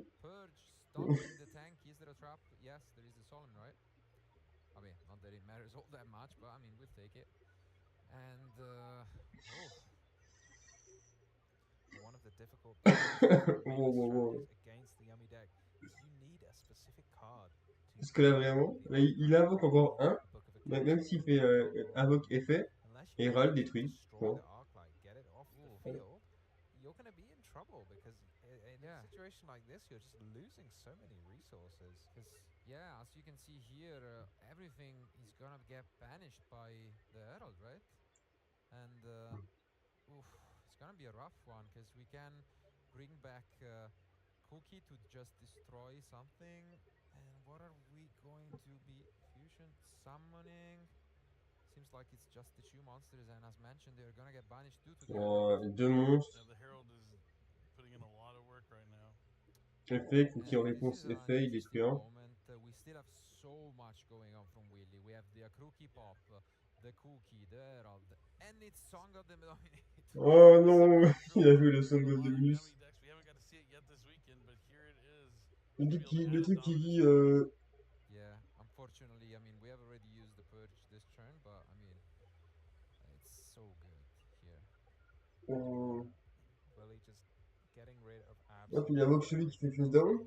Hop, il met face down. GG. Oh, là, il dit tu peux jouer? Là, tu fais bon, bah. Negate. It's Willy who takes it. Never count out Willy, you said it. I mean, I've been here before. I've seen. C'était une bonne fin de ronde. Ouais. En vrai, round 7 pour ça, incroyable. Je suis content d'être resté jusque-là. And yeah, look, he's holding his trophy in the victory pose. There, he won in a WCQ in epic fashion, and now he's locking his spot into the top 8. So we will see him again, because as you mentioned earlier, we are featuring all the top 8 matches tomorrow. Absolutely, we will see him again, and I'm excited about it. I mean, gotta give credit to Johannes, as mentioned, rough start, 0-2, but managed to climb all the way down to, you know, the 4-2 and the bubble match. And unfortunately, I mean, unless, you know, the tiebreaker gods are on his side, we won't see a second Lunalight in the top cut, but we will see Willy, and I mean, we all should be happy about it. Incroyable. Such an amazing player and fun to be around. Having like the 2 copies of heavy polymerization, right? Like one of those is strong enough to play through Herald Arclight, but the Solemn Judgment was really the key moment in that game where I feel like as soon as il y a des gens qui sont vraiment en train de faire des games sans regarder. Hey, le mec, il faut pas une retransmission aussi. Je suis pas tout seul. Put yourself down to 500. Your opponent has 2 heavy polymerizations. Come at me. Yeah, absolutely. That's the key to winning the game. Maybe for anyone Il y a of pas your que opponents lui. from Tom, you know, there's still Non, Luna on rigole. Non, mais franchement, That's the key to winning fine. again. Franchement, Yeah, pour I guess finir la we journée, do c'est have incroyable. another. I mean, we already had 3 duelists who were guaranteed in Top Cut. Now we get Willy, but also as a result of the Becca Future match, as mentioned, we have Shane Tai, which I believe was on Vanquish Shoal K9, also now guaranteed to be making it. So for now, it's 5 different decks. Is it really? It's really 5 different decks. So it's amazing. We have Il a 5 decks différents pour le. Oh, mais c'est incroyable. Le top 8 assuré, on a 5 decks différents. C'est cool. Donc, il y a un Malice, un Luna, je crois, un VSK9. Je sais pas les autres. So it's going to be a close one for sure. But I mean, we saw some amazing names. Attendez, il y avait quoi à lancer en fait? I'm sure we will, C'est plus simple comme ça. find some amazing duels tomorrow, and I'm really excited for it. As mentioned, first time ever we're gonna see all of them. So yeah, and with such variety and the chance that we're gonna have the opportunity to watch all these strategies go at each other in the top 8 to make it to the finals, like I couldn't be more excited. I mean, today was such an incredible day, and we saw not only cool decks with awesome tech cards, the play from these players has just been almost immaculate. Yeah, it's been so cool. I'd say it again, like watching that game 1 play of Willy just deliberately leaving a monster on the field in attack mode. Genius. Weak enough just to attack over. Yeah, absolutely perfect. No, a lot. Definitely ever since Il y a 28 minutes, ça a commencé le Master League aussi. On ira voir après. Bon, faut aller voir après. Alors, les entrées c'était 9 Vanquish Soul, 7 Yomi, 5 Malice, 2 Lunalight, 2 Crystron, un Sky et une White Forest. Donc si on a 5 différents, ça veut dire qu'il y a un VS, un Yumi, un Malice, un Luna, un Crystron peut-être. Ou alors Sky. Et juste pas White Forest. Donc c'est soit Crystron, soit Sky en Inde. Yeah, I mean, this format is so cool. I mean, it is the world format, so it's a little bit different because it's the 2 lists combined, but this is still pretty close to like what we see in the TCG and stuff, and the back and forth, the decision making. Mais après, est-ce que c'est vraiment comme le TCG? Je suis pas sûr, parce qu'en vrai de vrai, on est plus punitif sur les cartes. Une carte est problématique, généralement elle est touchée. Et genre, vraiment, les cartes problématiques au Japon, en fait, c'est différent. Eux, ils jouent par base de maxé, nous, on joue par base de. Mais après, c'est possible que. Voilà.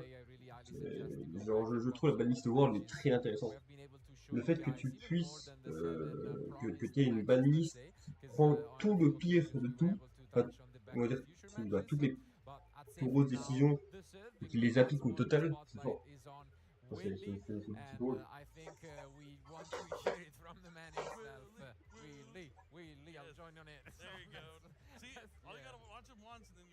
Allez, c'est dingue, on comprend. Non, frère, j'ai vraiment idée. Without further ado, let's just go once more for this day to the post-match analysis. Thank you so much again, Marcello. I'm starting to think that Billy has a favorite in this tournament. Il a perdu du poids, Willy. Enfin, Just maybe. You're your fan favorite.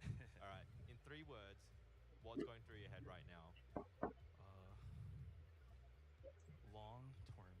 I only got 2 for you. You only got 2?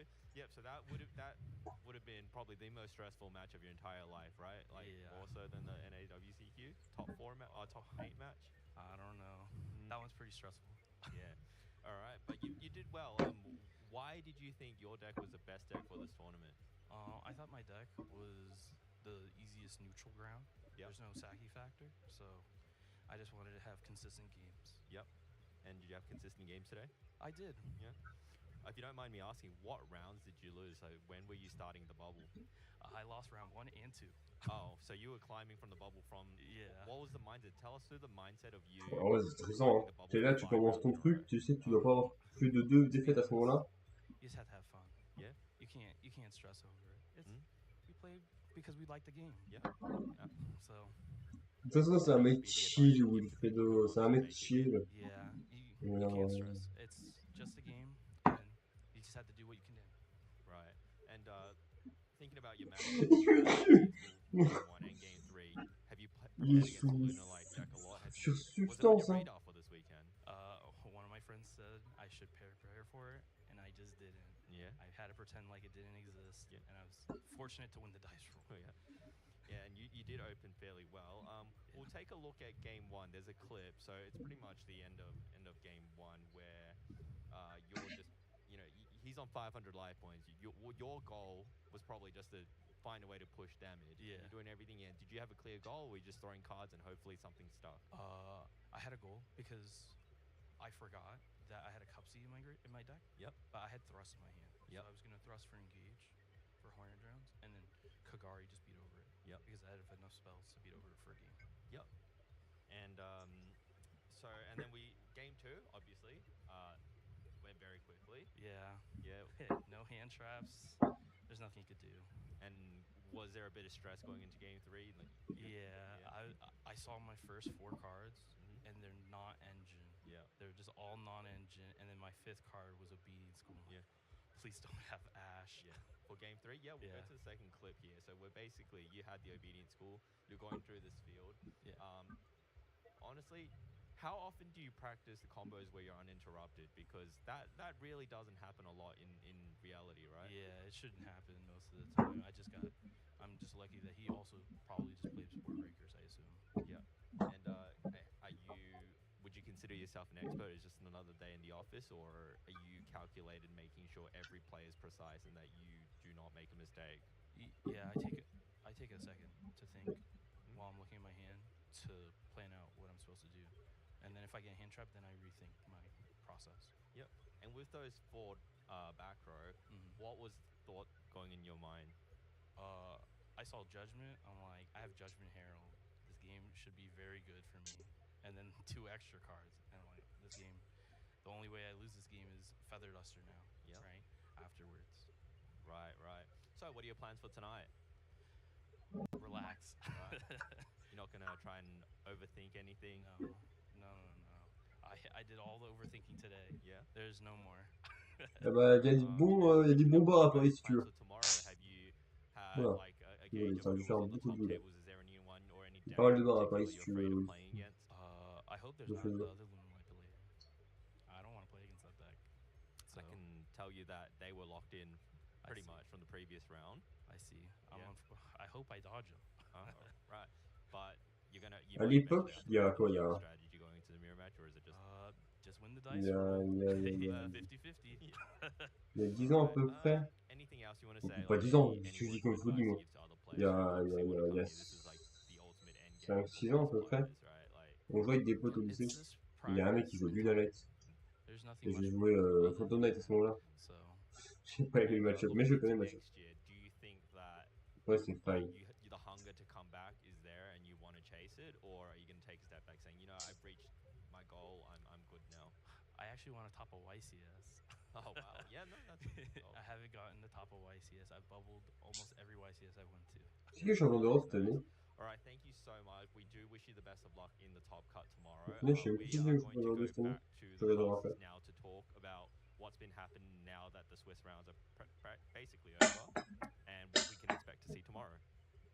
It's your time to make this game. And we are back with the coverage of the 2025 World Championship live in Paris. I mean, it has been great to hearing it from Willy himself, and he will be back tomorrow. But obviously, as mentioned already, we need to find out who the complete list of these top 8 players alongside their decks are, and that's why we'll keep you guys hanging in there for a few minutes before we will announce one by one these amazing players, a bit more NA style, I would say, and I'm hyped for it. So we're finding out one by one who these amazing players that c'était Lorenzo. we are Okay. gonna see one by Ah one. mais Johannes, on l'avait vu avec Mitsurugi, We had 7 rounds today. We're gonna have 7 rounds again tomorrow. C'est vrai qu'on n'a pas eu beaucoup de français. Les Brigonneaux en top 32, puis après. C'est pas tout 64. Bref. Oui, du coup, Lorenzo, il a gagné l'Euro.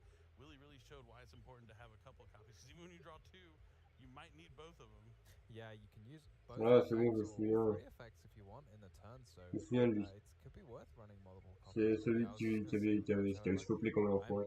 I'm also waiting to see. You know, we're here. We don't know the rounds. I know It's you. gonna be finished. We're gonna get it live. We're on the the cutting Moi, edge. je pense que dans les tournois, il a dû se prendre des sacrées punitions. Yeah, I mean, Mais comme il avait slopé à cette it has époque-là, been obviously ou alors il s'est calmé. Là, il s'est calmé entre temps. I think we can go through a small recap of just what we have witnessed. Obviously, at the start of today, we had 27 players, and the deck breakdown, as we can see, Alors, showed ça c'était this le. surprise Ok. maybe of Vanquish Shoal dethroning Yami as the most popular deck, but I'd say the number one surprise was no Dracotail on site, and instead C'est vrai qu'il n'y a pas de Dracotail. Malice decks. Il y a Malice, mais il n'y a pas de Dracotail.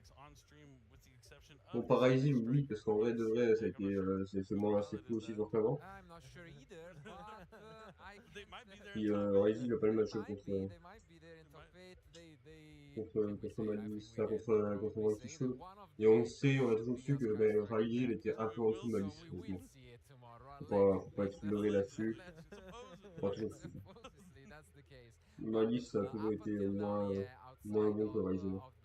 We do have different decks confirmed because obviously, I mean, we saw all the way back in round 1 Yuna with her Malice deck, so she's confirmed in there. She's one of the, she was the only one undefeated after 5 rounds. And outside of that, obviously, we saw Yami deck, we saw Vanquish Soul, and Lunalight, so we have a lot of different decks there. The big question is going to be whether Kristen makes it, I think, because he's the one I have Donc c'est Lunalight le 5ème. Okay. Littéralement, si on veut on peut en avoir un 6ème, c'est Christian. Yeah, we do. Maybe I should have swapped to Sky Striker. Alors, but ok. again, yeah, as mentioned, I mean, do you want to go through what we have seen today in terms of format, Billy? Sure. This is day 1. We had the 7 Swiss round matches, and as we saw, 50 minutes per Swiss round. You got to finish before that 50-minute time is up. Otherwise, both players would receive a loss. And I think with those changes that we saw here for the WCS, we saw players playing very quickly. Yeah. Not a lot of time spent side decking. They came in with a plan because they didn't want to waste any time side decking. So they already knew what they were putting in and taking out in each match. Comme ça, notre time limit, c'est pas plus, non? I imagine a lot of these duelists before c'est vraiment pas de limite de temps. And so they would be used to playing under, the time pressure. Ah non, tu peux pas. It resulted in some really good games because of that case. You're not just like sitting around watching someone. Tu peux pas en fait mettre de la limite parce que tant qu'il y a l'égalité possible. De toute façon, l'égalité était pas possible de base. Le no time limit, je suis moins fan. Tomorrow there is no time limit. Doesn't mean they can play any slower. Let's not take it seriously. Otherwise, we're gonna be here. I gotta fly back on Monday. I can't stay here too much longer. As nice as France is. Yeah, absolutely. But I mean, we could have, pour rester en France, les gars. Le président vous accueillir chez lui. I think game freeze will probably happen a lot. Le fait qu'il a encaissé de la tête, c'est marrant.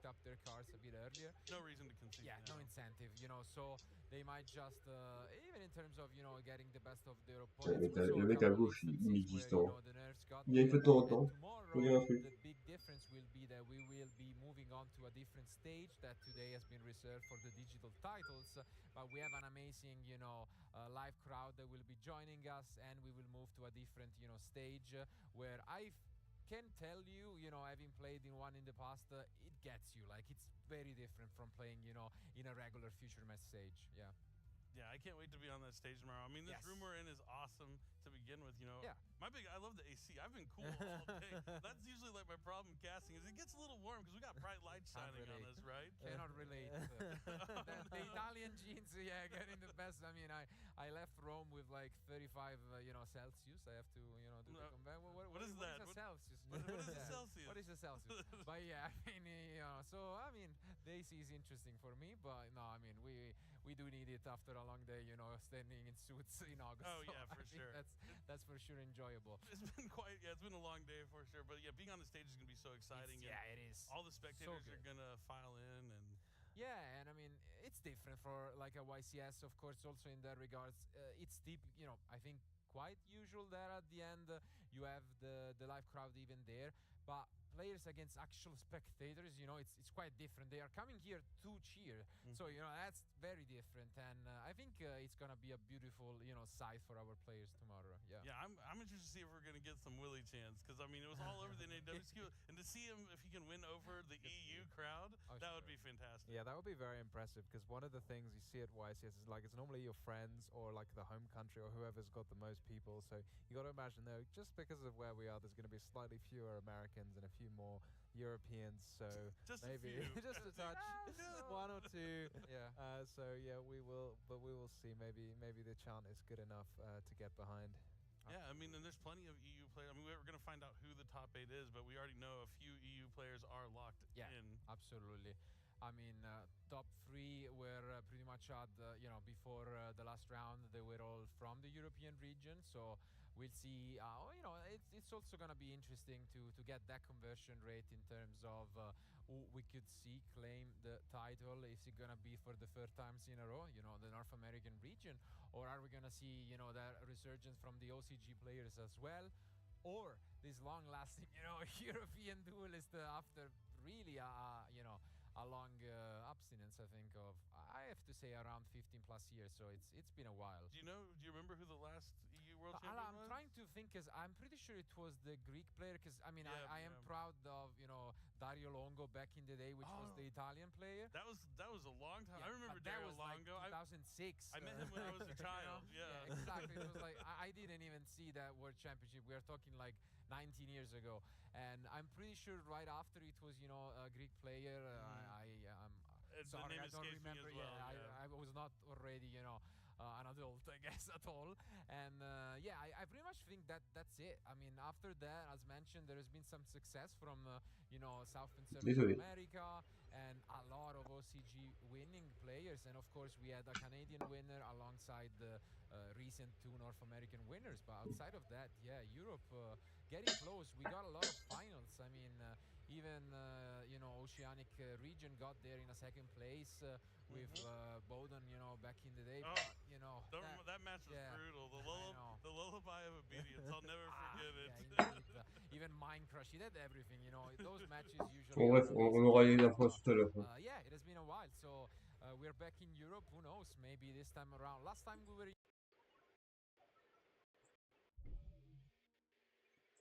Play once again though from on our side, linking it up and now rounding it off with our very own Appaloosa Bow of the Goddess, and this one will stay.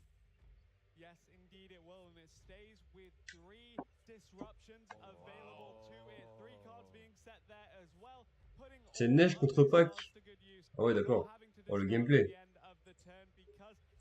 Oula. All of those maxi cards. Pac is with his back against the wall. Book of Eclipse is supposed to give you cards, but if there are none that are face down and can be turned face up, Putain, ça joue Memento, hein. Là, il y a du Memento, là. that is of course also good for Pac. There waited patiently until his own Appaloosa was linked away to get away 800 points from the. Attends, mais c'est vraiment Memento contre Memento? Pardon? Ça veut dire que c'est un miroir Memento, là? Bah, Neige, il va être trop fort, hein.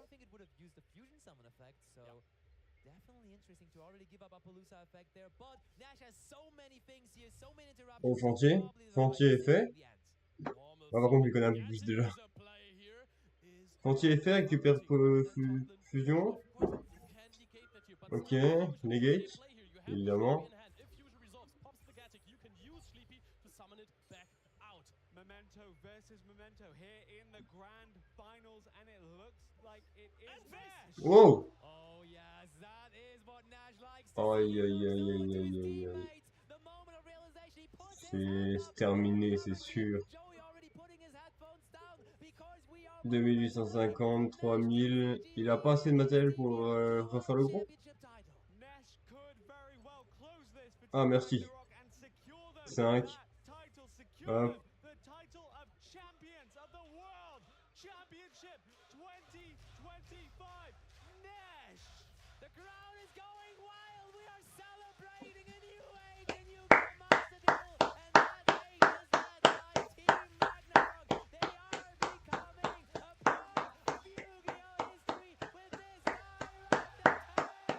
Memento sur le toit du monde! Oui!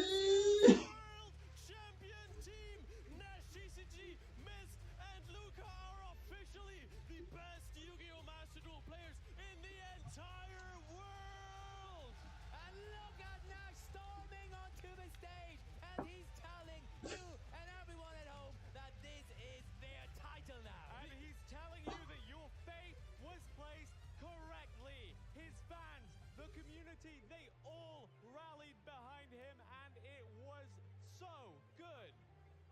They're ready to lift the trophy. Give it up for your new world champions, Ragnarok!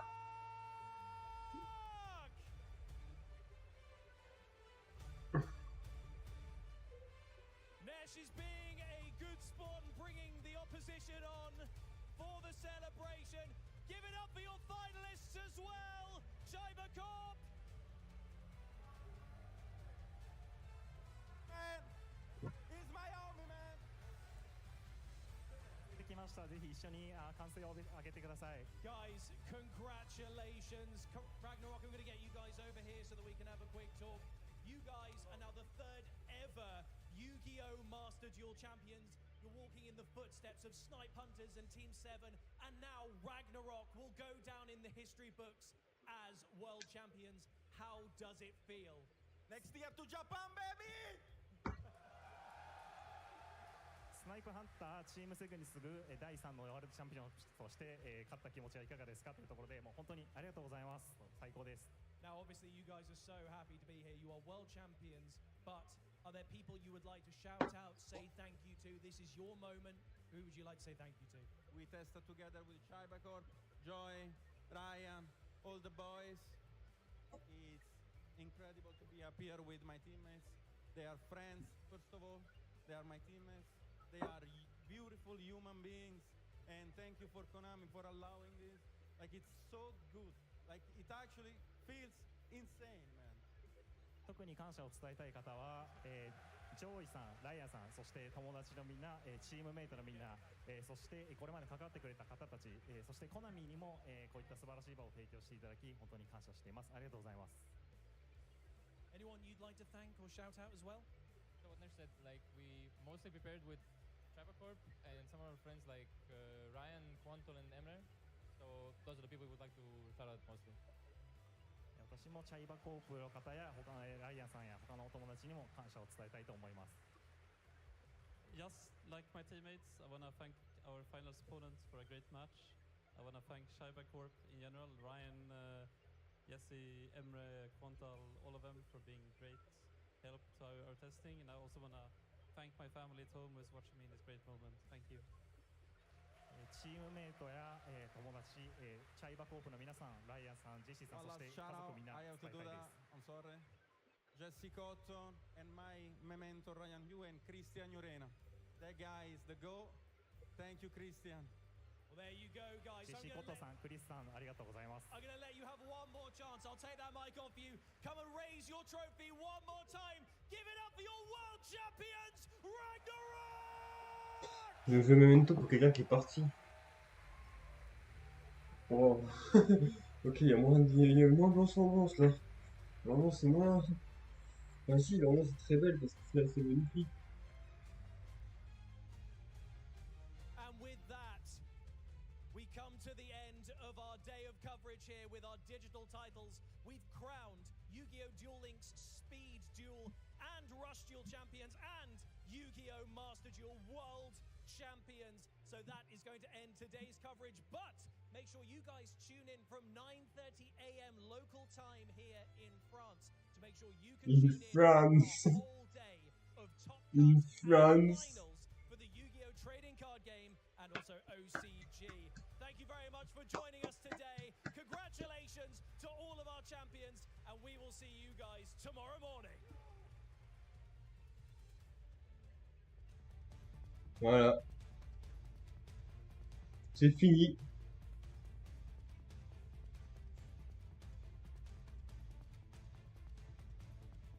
Ils vont peut-être blinder de pubs pour que demain on ait rien quasiment à faire. Hein. On en est quasiment aucune, non? Peut-être un.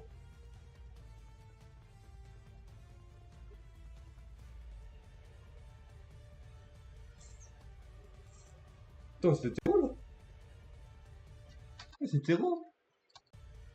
Attends, mais c'était Royori, il passe à la télé, il est con. Ok, allez, demain, 9h30 du coup. Donc demain, du coup, globalement, normalement. Je le connais, enfin, je vais pas non plus dire 9h30 pile. Mais normalement, demain, 9h30, le live est lancé. Avant 9h30, je pense qu'on sera à peu près vers 9h15 si j'arrive à me lever correctement. 9h15 si j'arrive à me lever correctement, et puis go. Go pour le plus gros live. Il va être gigantesque le live. Merci d'avoir suivi celui-là. Il y a encore 2-3 trucs à régler. Parce que je vois que j'ai des pertes d'image. Mais voilà, assurez-vous de n'avez aucune notification vérifiée si vous poussez l'écran. On va voir ça après, hein, bien sûr. Hop, voilà. Merci à vous d'avoir suivi. Et puis bah, du coup, comme j'ai dit, hein, on se retrouve demain. Allez. Ciao, ciao.